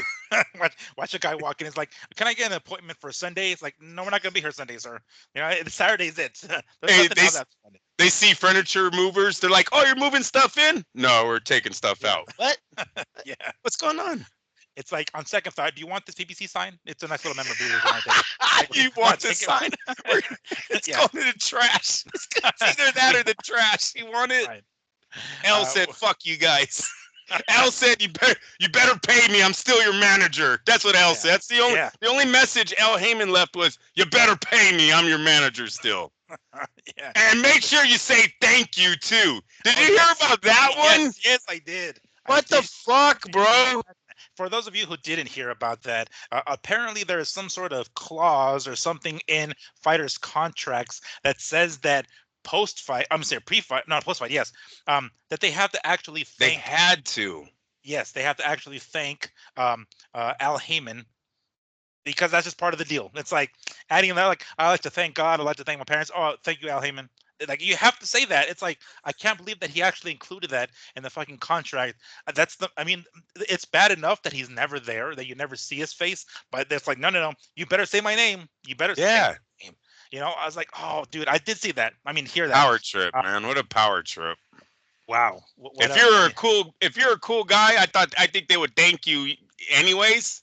The fact that you make them say thank you kind of shows who you are, right? So, yeah, well, I wonder what the punishment is if they don't thank him. No shit. That's a good question. It's like, you didn't thank me, so 5% off of your check, and that goes to the manager. And you don't get ringside seats for the next PBC card. Yeah, exactly. Yeah. You don't get to sit with the rest of the cool PBC guys. You have to sit by yourself over there. You see Santa Cruz? He keeps his mouth shut. He's at every fucking fight. Okay? Learn off Santa Cruz. Yeah, you see Sean Porter? That guy's everywhere, isn't he? That's right, because he thanks me every single time. He's got a life-size cardboard cutout of Al Heyman in his fucking garage. Yeah. They all made their money, right? They all lived a life for 5 years, 7 years, whatever it was that the PBC was running strong, had all this money in the bank. They all bought their homes. They all bought their jewelry. Hopefully they saved some of their money because now they're all in their 30s. They all bought the cars. Nope. I doubt any one of them. Especially Miguel, especially now that we're learning how the money trickles in. Mm-hmm. So it's not just one large sum. Once again, people, the jewelers the automobile salesman, all of these guys know that these dudes have money trickling in. So they're giving credit. Oh, hey, you want that fucking $18,000 watch? Take it. Fucking give it to him. Take it. What else you want, man? Oh, I already know. You made $20 million. I already know it. Good. What else you want? It's come. The money's coming. Don't worry about it. Take it. So these guys are like, ooh, you're like in the candy store, right? I'll take that. I'll take that. All of a sudden, they rack up a $250,000 for Tank Davis. It was a $500,000 bill he racked up in one trip. In one trip. To the dealership? Jewelry? No, the jewelry store. Oh, jewelry? One trip. Yes, $500K, dude. Then your money stops coming in. Then that guy writes you back, hey, dude, you owe me $500K still. You only paid like $40,000 that day. I need my $460,000 that you still have. And that's when all that shit started. Floyd's seeing it right now. Floyd's getting a big. Oh, Floyd used to say, I made $100 million. You know how much credit he got when he went into a store? He probably got to be Michael Jackson. Michael had money, though. Remember how he used to shop? I want that. I want that. I want that. He used to just point at everything. Yeah. That was Floyd. He was owing, too. You know, like, I'm sure he had, like, immense more money than some of these bosses. I get it. But still, even that money dries up. You know what I'm saying? Yep. If even that money, because when he passed, it's like all the shit that he fucking owed still from all these. Yep. And then the stuff that he chose on top of that, it's the fucking, like, this big old globe, like, with the guy. You know, it's like, why do you need that in your house? So, you know, obviously you don't need it, but it's a want kind of thing. Like, I want this in the center hallway of my second mansion. It's like, oh gosh, dude, everybody from the Charlos to Spence with his ranch and shit like that, and of course Gervonta, like you said, with the jewelry. Dude, I don't think they saved a fucking penny, bro. I mean, I guess maybe there's still opportunity for them to branch out elsewhere, like, you know, Caleb, like I was saying to Caleb, because he did say he has a fight coming up in August. I haven't seen anything on the PBC website, so, you know, clearly there's something on the lines in the pipeline for him, but maybe elsewhere, maybe, I don't know, Matchroom or something like that. So that's kind of the way it seems, but yeah, that does not look good. On top of the fact that Amazon Prime is already wanting to get out of the deal. It's looking like all the money's dried up, and there's probably, in addition to what we said earlier about Adrian Broner, this is probably This is probably it. This is like the last nail in the coffin. The fact that there aren't any more fights scheduled after this weekend. The Netflix Mike Tyson, Jake Paul, is that the future of boxing? Will be streaming. Is it not going to be pay-per-view? And what I mean by that is look at when you guys fought Tyson Fury. They said they were streamed by over 100 million or 120 million illegal streamers. Did you see that? Oh, yeah, no. Usyk versus Fury was illegally streamed by 100 million. Let me pull that up because I remember that. Go ahead, keep talking. So we know that the viewership's there. 120 million illegal streams were taking place on that fight. We know that Mike Tyson has done 40 or 50 million homes for his Fox fight that he had with Buster Mathis Jr. 30 years ago or whatever. It was free on Fox and it like broke records. Is there an avenue for boxing if Mike and Jake are successful where they go, look, dude, fucking, I don't know, 100 million people watched your guys' fight today. Every commercial in America wants to be on your next one. Is that where we'll see our money come back? Where we will have to watch commercials, but you're watching it on a streaming app, so it's free. We're not paying pay-per-view. And we're making money again. I mean, dude, you know, these guys, they get 120 million homes. They're going to be making some serious bucks. And so maybe Prime Amazon's like, yeah, your pay-per-view thing, model is kind of old. It's dinosaurs. We're looking for streaming now, right? This is what I found. It says 20 million people illegally streamed Alexander Usyk's historic undisputed heavyweight win over Tyson Fury, costing rights holders 95 million pounds. I don't know how that is in dollars. Okay. With 18% from the UK. So yeah, 20 million people. So see what Bob would have to do is he's got to take that number to Netflix, right, and go, what would you pay us for 20 million homes to be watching for 3 hours your streaming service? And if they can go and somehow make money, I don't know how Netflix is going to make money off Fury and Paul. I've got to think commercials are involved some way. It's a minute commercial. They're going to give 10-second shots to Yeah. people. I don't know how. Well, do you have? I mean, how many streaming services do you have? Do you actually like? Well, I mean, we have Netflix, we have Prime, we have Disney. Do you have We, Hulu? yes, my wife puts them all together. I believe we do, but I would have to ask her to Okay. confirm. So I got Hulu, and I Okay. used to have the package that would give me like the DVR because I would DVR the PBC fights on Showtime when I had Showtime. But then since they left Showtime, I no longer have that. I just have the regular like 7.99 a month package with Hulu. But there are still ads. So it's basically on the upper left hand corner. There's like a little timer that kind of ticks away, and it shows like I don't know, 30-second ads or something like that, right? It's like a 30-second ad for Geico or some shit, and there's still ads even though I'm paying for the fucking service, right? I mean, I guess there are some like I don't know. I've only I've always paid for Hulu. I don't know if there's like a basic package that's even less than the 7.99 that I pay or whatever the hell it is that has even more ads. I don't know, but what I pay, there's still ads. So maybe that is because I mean, realistically, if there aren't pay-per-view dollars coming in, then how else? Like how Right. how precisely do the views, the TV homes tuning into it, how does that translate to dollars? A hell of people watch it, yeah, ratings go through the roof, but how does that mean money is being That's right. made? That's what I don't That's know. right. So I guess advertisers, ads, And like the promotion zone, products. and like the zone, we figured out just streaming sports was not the answer, right? Because then they had to change their model to pay per view, so it didn't work for the zone. It's going to be interesting, but that could be the future. Maybe that's why Prime is like, no, the pay per view isn't what the future is. It's going to be what Netflix is doing. So we'll see. Kind of hoping Jake Paul succeeds because we need an avenue here. We lose. Remember, we were all juiced on the Prime deal, and that Yeah. looks like it's not even going to last a year.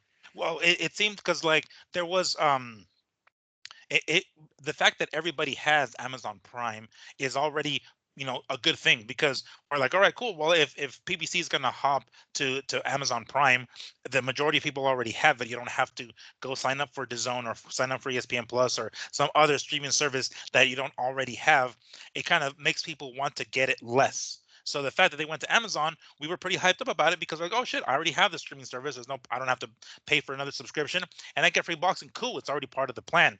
And then this pay-per-view shit happens. Like, all right, well, Thurman and Tim Tszyu, I guess, and then it ended up being a better fight with Fundora. But regardless, it was pay-per-view right off the bat. And then it has been pay-per-view. How many? So it's been it was Tszyu and Fundora, and And then it then was Canelo, Canelo. Munguia, Was it Canelo? What wasn't Canelo? Munguia.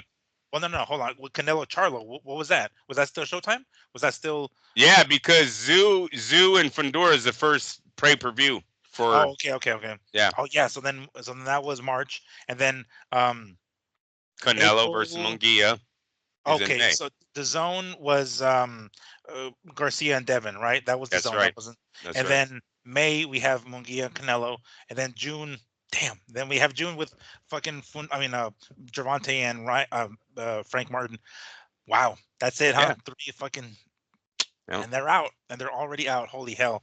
Well, dude, they gave him terrible fights because even Canelo Munguia is not a great fight for pay per view, right? Mhm. Munguia is not known. Benavidez might have done way bigger numbers in America just because Mike Tyson said he was the monster. Seriously, Yeah. that's how America is, you know. And with Mike giving that kid that title, all of a sudden made him the dark horse to ending Canelo's career. You let Mike promote him a little bit more during the fight week, you probably get 200,000 more buys. I don't know. I'm just throwing numbers out there, but your viewership would have went up if they had Benavidez. The viewership would have went up if Tank Davis would have opened it with a known name, not Frank fucking Martin Tank. It's hella sad. And dude, Tank is now making this Ryan fight his whole career. That's sad too. Don't turn into Floyd where you're using Diego Corrales for fucking 20 years, man. Seriously, they used Diego Corrales' name until they got to Canelo. And then they're like, oh, we beat Canelo. But before that, their number one fighter they used to bring up was Diego fucking Corrales. And that seems to be what Tank is doing. Did you see the reel where Tank was like, I was scared when I fought Ryan? Did you see that? Or I was nervous? Did you see him say that? No, He goes, no, yeah, no. I was nervous. The guy, all he does is knock people out. All he does is post videos and not, and he's moving his head like that. I hella think Tank is a closet. I really do. Ah, shit. The guy's yeah, dude. The guy acts real funny outside the ring. The way he sits like this, the way his feet are fucking doing this when he's even when he's in the ring, like, bro, he acts real funny. But anyways, he's like, and he was and his brother's standing there and he's saying, "You're gonna feel it. You're gonna feel it when the bell rings." I was just nervous. Like, shut the fuck up. You were just. You sound like a little Well, bitch. You got all those tattoos on you. Now all of a sudden you're fucking scared of Ryan Garcia. Yeah. Get out of here, man. You got your fucking throat tattooed, and Yeah. talking about being scared of Ryan, and he's been to jail himself, right? So it isn't like Yes. he's seen. Oh man, that's No, he's just trying to hella hype up that win. You know what I'm saying? Like Ryan was the man or saying the dude wasn't even a fucking champ. He wasn't even a champion. You're scared? Whatever. But yeah, so Tank's really making that fight all about him. The Frank Martin fight, I'll watch it. I'm not buying it. I'm not buying that shit. Because if he walks through Frank Martin, you know what I'm gonna say? Well, who the fuck was Frank Martin? I didn't know the guy until this fight. I'm dead serious. I don't care. Not Olympian. No push by no big organization. You know what I'm saying? Like, he's an undercard PBC guy that had some cool highlights, and now you're gonna fight one of the best fighters in the game? Nah. Hey, so I don't want to spend the money, see a 5-round fight beat down, and then at the end look at my son and go, yeah, well, he was a nobody anyways. What the fuck you buying it for then? So I don't got really that much faith. And as far as Benavidez, I'm interested in the fight. I'll stream it. I'll illegally stream. I'm telling you, hey, dude, I point the finger at myself all the time. When I don't want to watch, I'll do it with the UFC pay-per-views as well, and more often than not, the UFC pay-per-views are stacked. Most of them they're undercard because I'm more familiar with those guys. And when the pay-per-view is like, oh shit, okay, I'll fork up money for this one, sure, but by and large, no. Like, I'm gonna hook that motherfucker up to my, pull it up on my laptop, and pull in the the HDMI cord, pop it into my fucking big screen, and watch it on my big screen. And that's just how it is. And unfortunately, that's just the environment that we're in right now. This is kind of the way the landscape looks with these kind of weak ass pay-per-view cards. And mind you, and again, maybe I'm just drinking the PBC Kool-Aid, but I have some faith in Frank Martin. I have seen some of his fights before. He's taken some people's undefeated records, not major guys by any stretch, but he's taken that. So I'm like, all right, well, that has to mean something. At the very least, he's a formidable opponent. Wouldn't it be some shit if the last pay-per-view card that the PBC puts on with their star, Gervonta Davis, gets his ass handed to him by somebody like Frank Martin? I don't know if it'll happen. I don't know, but I definitely have some faith in Martin for the fight to at least give us 7, 8, 9 rounds. At least we get that. I'm not sure if I can say the same for the co-main event, but that's kind of the direction I'm going with the main event. Obviously, is going to be Gervonta. He's the favorite, so I definitely think he's going to win. But I don't think it's going to be as easy of a walkover or easy of a fight that people are expecting. I think they're thinking that he's just going to walk through Frank Martin. I don't think that's the case. But regardless, we're gonna find out this Saturday. And no, I will not be ordering that shit. I don't know how much. I'm gonna pull it up right now to see how much that pay-per-view card is gonna be, because I don't know how much. Go ahead. And he's fighting Alexander Gavotkic. Gavotkic is the best I could do with that last name. He's 21-16, and I'm talking about David Benavidez' opponent. But what I don't like about this fight is he's had what his biggest fight is. Oh my God! It's not his biggest win. His biggest win was Adonis Stevenson, if I'm not mistaken. Yeah, I can't. Oh, there it is. 2018, bro. And I know we went over this before, but I had to go look for it. 2018 is his biggest win, man. We're in 2024 right now. When did he lose to Better Beef? Better Beef. He lost in 19. So even that's 5 years ago. 5 years. Fuck.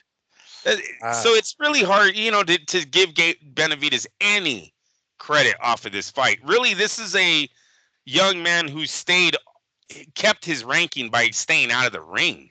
You know what I mean? Like, yeah, his record's decent, but he has 2 fights in fucking since 2019. He has 2 fights. Why is he even ranked top 10? That makes no fucking sense.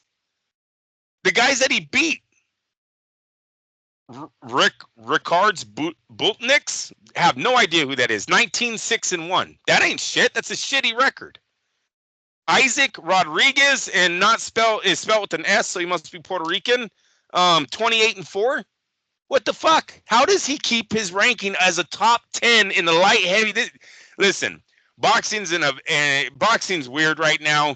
This fight is going to do nothing for Benavidez, but give Benavidez a little, make him viral on social media, or make him relevant. I don't even know what to say. They're at least going to put his highlight up. Keep him relevant, I guess. Keep him relevant, yeah. But it's a bum fight. He's fighting a guy that has 2 fights in 5 fucking years, man. His biggest fight is in 2018. David, like, what is your manager doing for you? What is Al Heyman doing for you? Mm-hmm. So instead of going up to light heavyweight and being the monster that they're saying you are, why not go after somebody? I mean, granted, maybe at the time that this fight was signed, both Beterbiev and Bivol were already taken, right? They already were planning to fight. Unfortunately, this happened with Beterbiev where he wasn't able to fight Bivol recently, but I'm back on June 1st. But somebody else, anybody else, somebody who has, more, knowing the championship landscape in boxing, knowing that most of these championships have interim champions and regular champions and super champions and all this other shit, you can't find one of those other guys. Like, does that guy, Alexander, does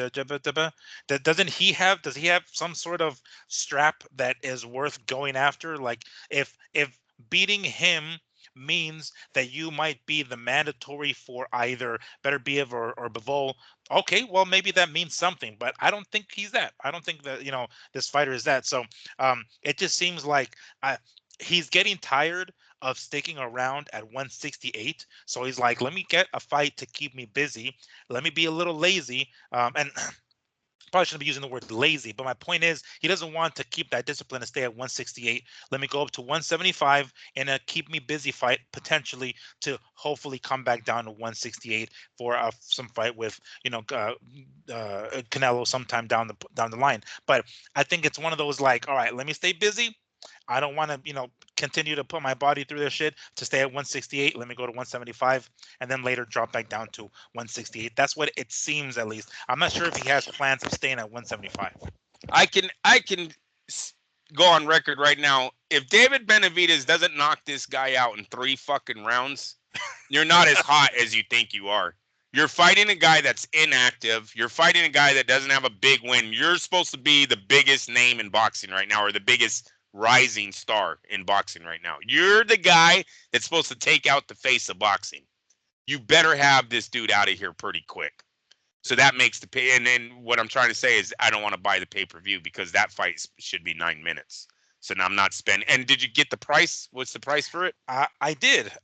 According to what I'm showing here, hold on, let me see. So it's giving me a couple of different prices. So either 70 or $80. Let me just double check this shit real quick, that's fine. $74.95. And that's fine because all 3 of them are too much money. You see, I'm not spending $74.95 to watch what I think should be a 3-round fight. And for the main event, I don't even know who the main event co-star is. So why am I? You don't want to spend your Saturday. You don't want to fork up $80 and then spend your Saturday watching 2 3-round fights. No. Yeah, exactly. The whole other undercard's gonna suck, right? So you're basically fine. For me, you guys, I'm 44 years old now. I fall asleep a lot on the couch, right? I'm one of those dads. So if I don't like the undercard, now I'm asleep. My son's trying to wake me up for the co-main event. I wake up. 3 rounds later, I'm back. It's over? Nah, I pass. We'll do it on the internet. Let me see if I can find the undercard. Go ahead, keep talking about it. I want to see if I can find any other fights on the undercard. No, it's a sad ending for the PBC, but one that's deserving, I think, for them. I didn't like how what these men turned into. They turned into yes boys, right? They were all hiding behind Al Heyman's skirt. They took their warrior like mentality and turned into fucking actors, really. Because I'm be honest with you, I hated all the decisions that the PBC used to have in all their fights. It just always seemed like these guys were friends and they were sparring. It wasn't about, because I'm telling you, you can have a hard sparring match, you can set all that up. It's not hard. But I never give me the Hagler Hearns that the PBC delivered. You understand?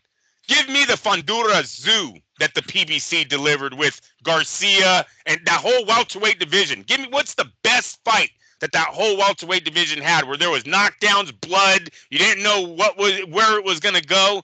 No, these are all 12-round fucking exchanging combinations. I'm good. Matter of fact, you want to know who it is? Terrence Crawford stepped in and started knocking motherfuckers out. That's who turned up the PBC. When they let an outsider in, he beat the fuck out of your boy Errol Spence, right? And Porter. But Spence, he put a fucking number on. That's the one that counts more. That's the one. Yeah, Porter was kind of the appetizer, and Spence was the main fucking dish. Spence looked like he was not Terrence Crawford's friend. You can't say they were friends. Terrence Crawford, I think he enjoyed beating the shit out of that man, because you seen his trainer. He absolutely enjoyed it. After the fight, he was like, fuck yeah, I told you. See, he was turning out in that locker room, man. Yeah, there was a lot of frustration there coming out on what these guys had to go through to get this fucking PBC stable to start fighting them. So no, I'm actually like, I'm not happy. I'm just like, I'm not sad. I'm not sad for what's going on with the PBC. I'm not sad for what's going on with Adrian Broner. I'm not sad for what's going on with Floyd Mayweather.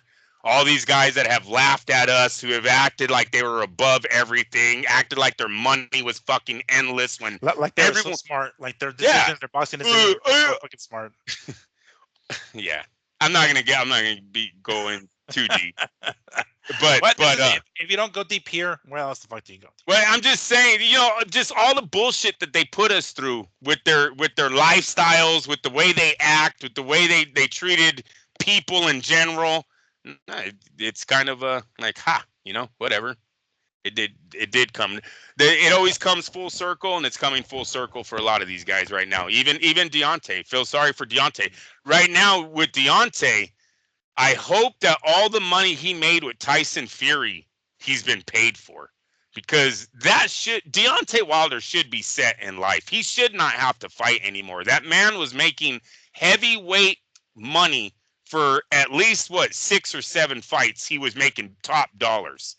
Hopefully Al Heyman has paid him everything. I'm talking from Fury on, basically. Fury 1 on to right now.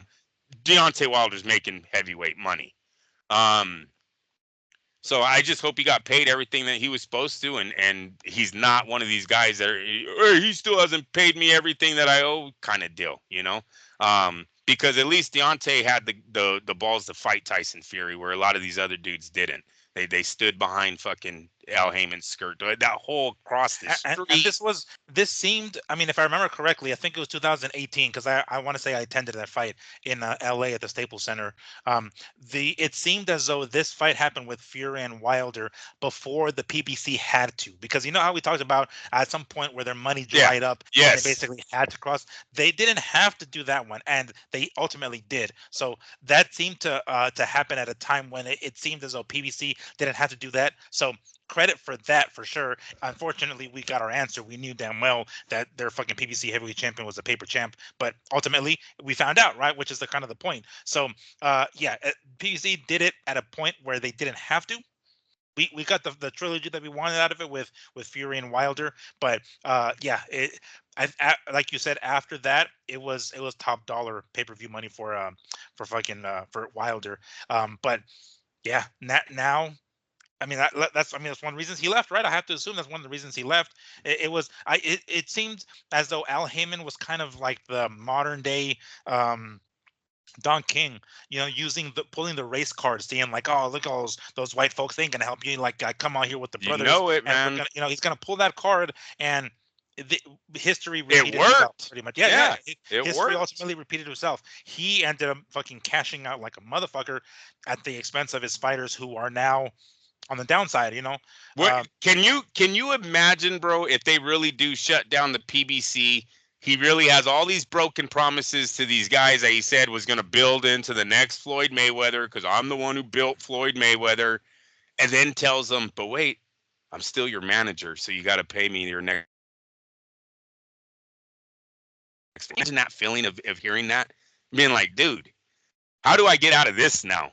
Oh, you can't. You signed that contract. I'm your manager for 5 years, or it's that's gotta suck, bro. Now you're writing a check to him for nothing, really, because boxing's in a totally different place right now, where it just Al Heyman is really okay, so let's go down that rabbit hole. Do you think that's the case? Because keep in mind, the fighter's going to have to get paid by fighting. If PBC doesn't have a fight scheduled for him, where does that money come from to even cut his percentage off to Al? He's the manager, so he's managing the career, right? So say that PBC's off the table now, so scratch down. But look, I can call DAZN, I can call Top Rank. We'll get a fight. Okay. Yeah, we'll get it. And it's like, I still got to work with you. It's just, it's a really, to me, that's a real awkward check to sign. You know what I mean? You're signing a check to a guy who didn't turn you into Floyd. He didn't turn his company into anything but seems like a fucking Ponzi scheme, right? They were just fucking, yeah.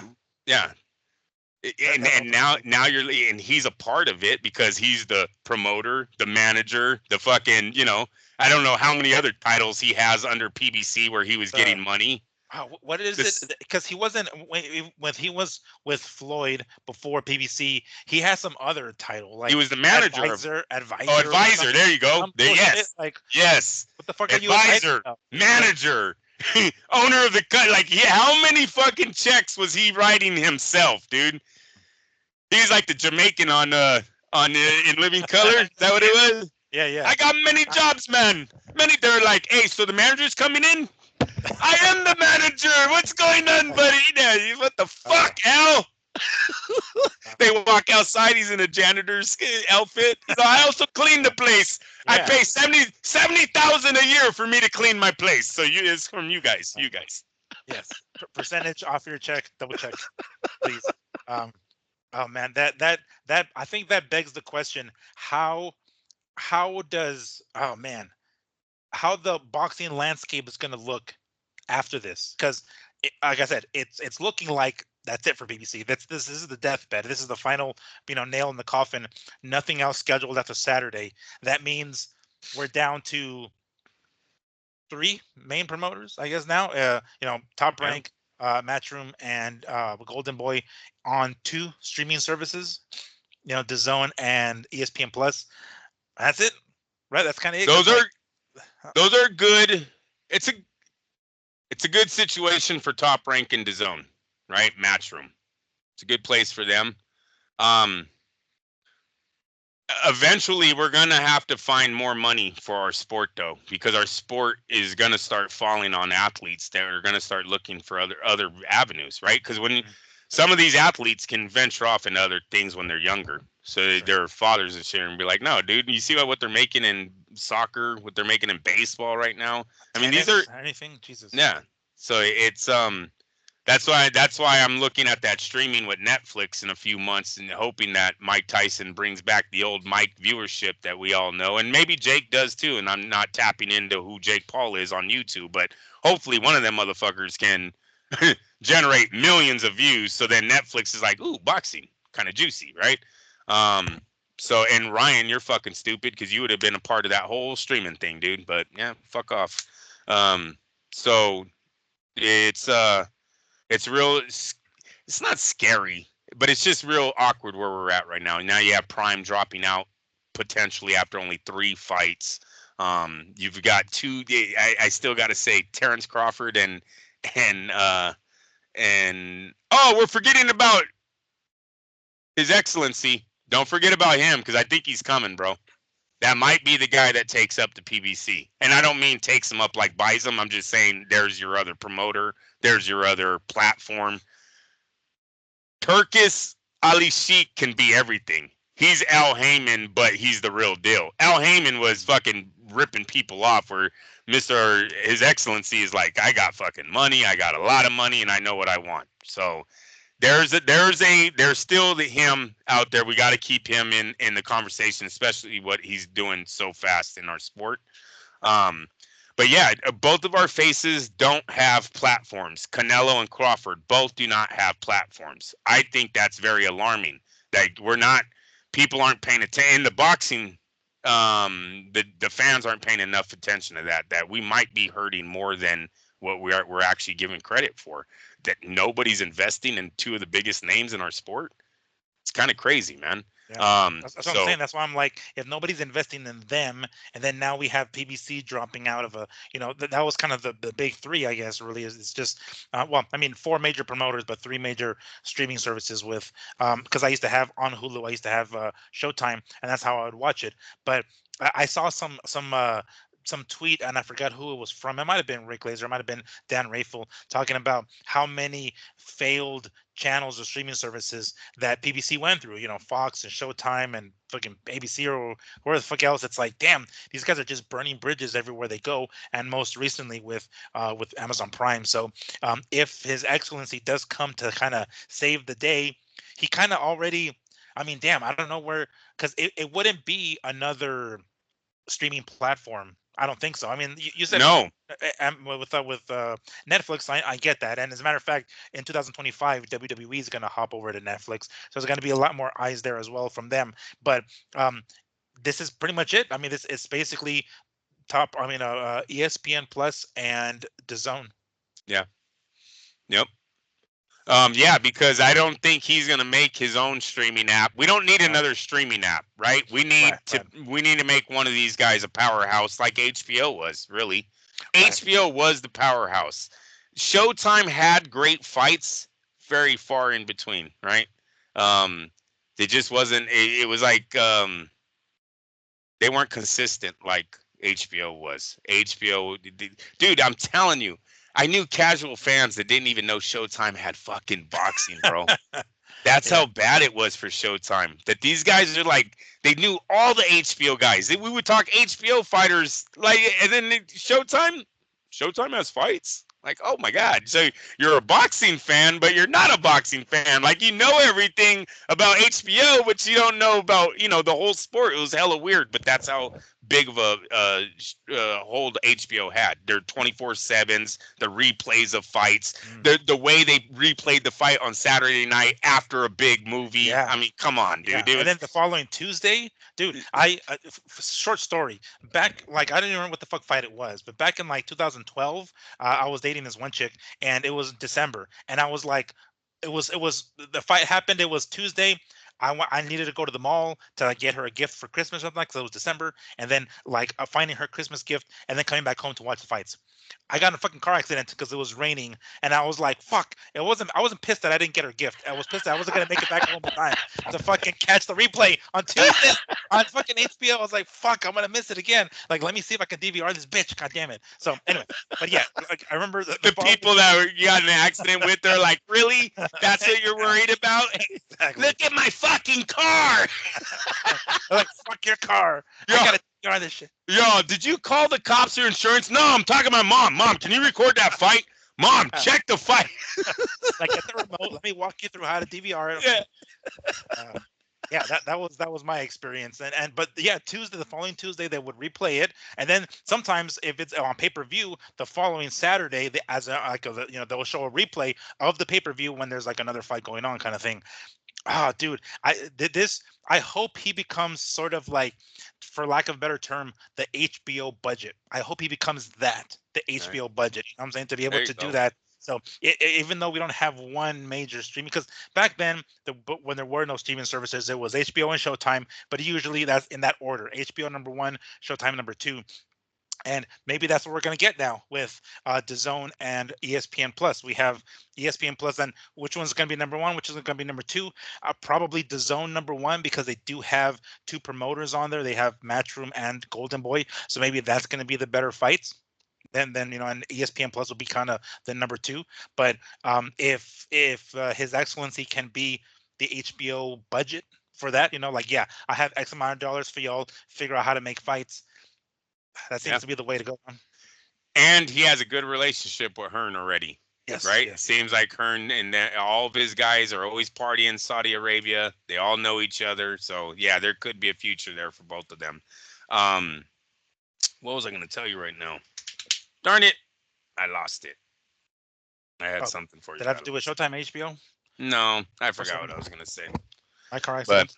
yeah. Oh man. All right. Well, that was kind of where I wanted to end the show because we wanted to talk about. I wanted to talk about Frank Martin and Tank, and I'm giving Frank Martin a lot more credit than most people probably are, but primarily end the show on that note that it's looking like this is the end of the road for PBC, and who knows what's going to happen after this. I know what I got. Oh, what you got? I don't like Mr. Ali Sheik's first fight in Los Angeles anymore. First fight in Los Angeles. Oh, Crawford and Yeah. Yeah, man. was it Have you looked at the update of the fight card? No, I have not. Should I? Yeah, I think you should. Well, we're gonna end the show because look, we're talking about him, becoming an HBO budget, and I think for that to happen, he's gonna have to succeed in America, right? So this fight on August 3rd is his first fight in America. It's in LA. They're gonna be high ticket prices. A lot of, Go BMO ahead. Stadium. Where the fuck is that? I don't think I know BMO Stadium. What the hell is that? I think it's renamed. It's probably just one of the stadiums that has been renamed. Oh, okay. Yeah, Yeah, because that's where it says. All right, so I pulled it up now, but it's not the updated one. It just shows. It still shows the Tim Zoo and Virgil Ortiz on the So card. take him off. Yep, Take him off. So we have um, Isaac Cruz and Jose Valenzuela Rayo. That's still gonna be that's pretty solid upcoming event. Andy Ruiz versus Jarrell Miller, the other big baby. I guess those are former two PBC dudes. Well, most of this card is probably PBC. This is like the equivalent of a PBC card, pretty much. David Morales is in there. He's fighting some other guy who I can't pronounce. And then Andy Cruz against Antonio Moran. Yeah, I don't know who that is, but yeah, that's not the best card, I guess, to kick Remember off. when Zoo versus Ortiz was supposed to be on that card? Anderson was supposed to be fighting Wilder on that card. Oh, that's right. Yeah. Now all of a sudden Anderson's fighting some fucking nobody that I don't even know.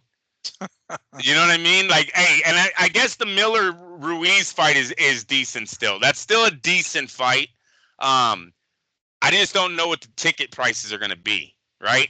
And so if he comes over here thinking he's going to have this big sellout bang of a crowd and only fucking 10,000 show up and only 7,000 paid, because some of those tickets are always comped. Mm-hmm. You know what I mean?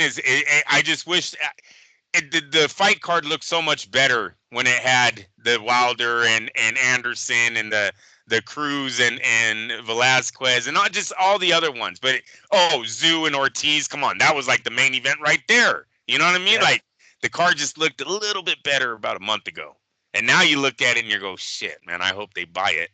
I hope because Terrence Crawford's really never been a ticket seller, bro. He really never has. No, let alone a stadium. This is a stadium. So I just pulled it up right now because when you're talking about how ticket prices are, it doesn't specify. It just says ticket details coming soon. So it's already on the calendar for the BMO Stadium website where you can can purchase the tickets there when they're available. But as of right now, it isn't showing anything.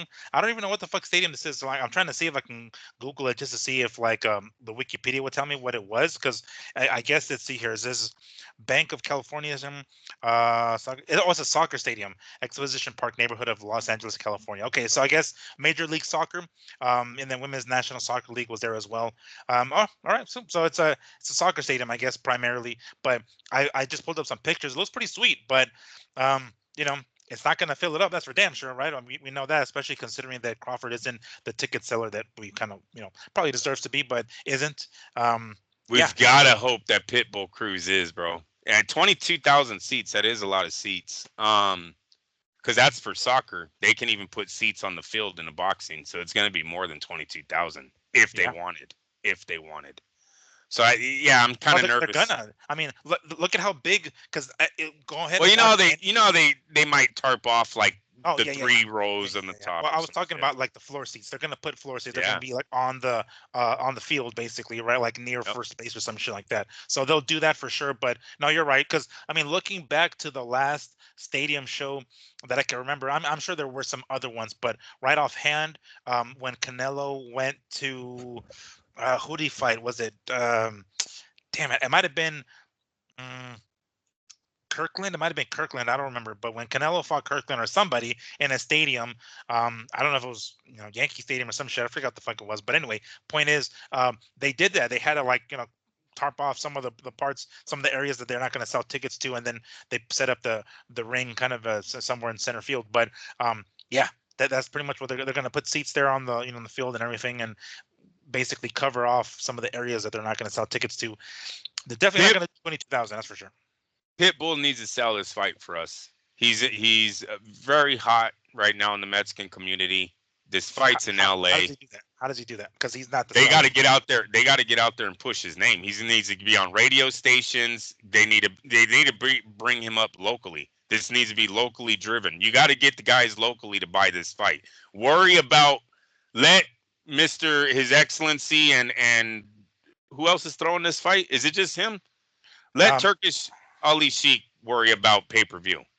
For his manager, for the promoters that are selling these seats, hmm. they need to get Pitbull Cruz out there in the streets, man. And I'm saying his name, not him.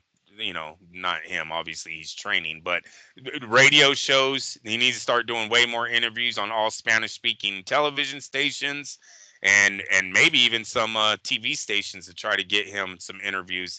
Let the fans know him, or get to know him. I don't know, but who else is gonna sell it, dude? Andy Ruiz is not gonna sell a ticket.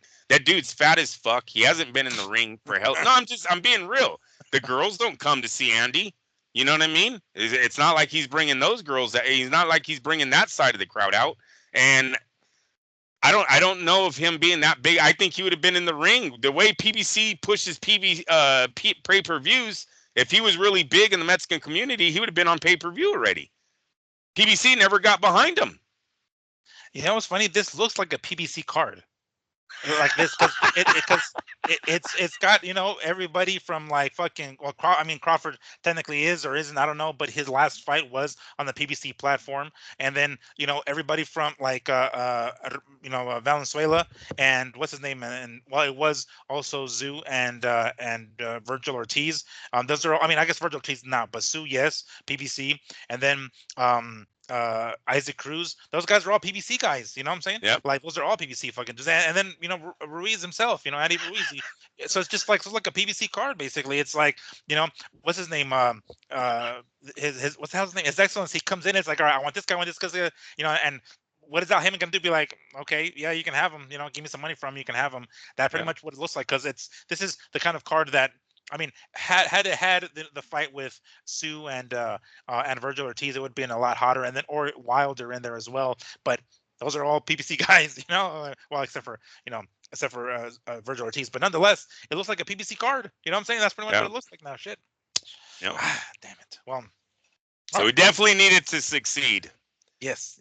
That we're kind of banking on this one to succeed, and like you said earlier, Jake Paul and Mike Tyson on Netflix. Hopefully that too is a success, so it can show some sort of promise on that platform, and potentially, we can have fights there if need be. But I don't know. When is that fight? When was it postponed to? Like October or some shit, or what the fuck? I don't even Yeah, know. I believe. Yeah, October, Something. I think.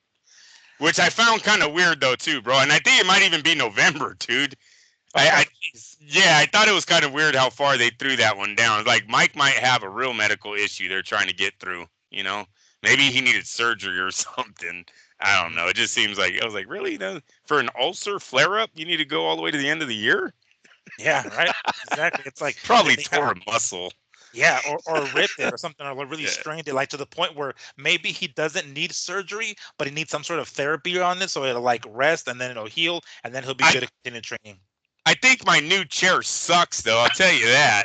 I'll have to throw this fucking thing at something. No, I'm just kidding. I'm just kidding. Next week's show because somebody got I got a hamstring flare up. And now you got it. We're gonna do the same thing we said earlier about the meniscus. It's like he had an Yes. ulcer. He had an ulcer in his thigh. He had a stomach ulcer in his thigh or something like that because of that new chair. It's like good luck. We're gonna have to postpone the next few shows, guys. Sorry, but we saw Andrew get injured here. Hey, that's a first, man. Fucking Charlie's live on show. Whatever. Yeah. Yeah. What did I do wrong? I better drink some water. You know what? It's been hot. It has been hot, and I was working outside. Yeah, I think bananas and water is coming here shortly. Drink some electrolytes. Get some Gatorade up in there. Yep. All right. Well, that's all we got for you today. Unless there was anything else you wanted to toss in there, Andrew, or maybe. Fuck no, my legs are killing me, bro. They're like, hurry the fuck up and talking already. So I can go put it down. Icy hot on this shit, like Shaq says. My fucking my muscles are doing the drums right now, Miguel. Can we fucking close this? Let me shut this shit off already. On this motherfucker. Well, we will do that. Thank you guys so much for joining us. It's appreciated. Hopefully something happens this weekend with Martin and Tank, and we get ourselves a better card than what it appears to be. But we will be back next Sunday. Or actually, are we gonna be back next Sunday? It's Father's Day. I'm gonna be out of town, so I don't know. Yeah, Monday. We'll do it Monday. Monday early. Oh, actually, whenever the hell you got time on Monday. But anyway, we will be back next week, regardless, with the results of this probably swan song of a PBC show. Thank you once more for joining us, everybody. Enjoy the rest of your week. We will see you guys next week. Thank you so much. Peace. Later.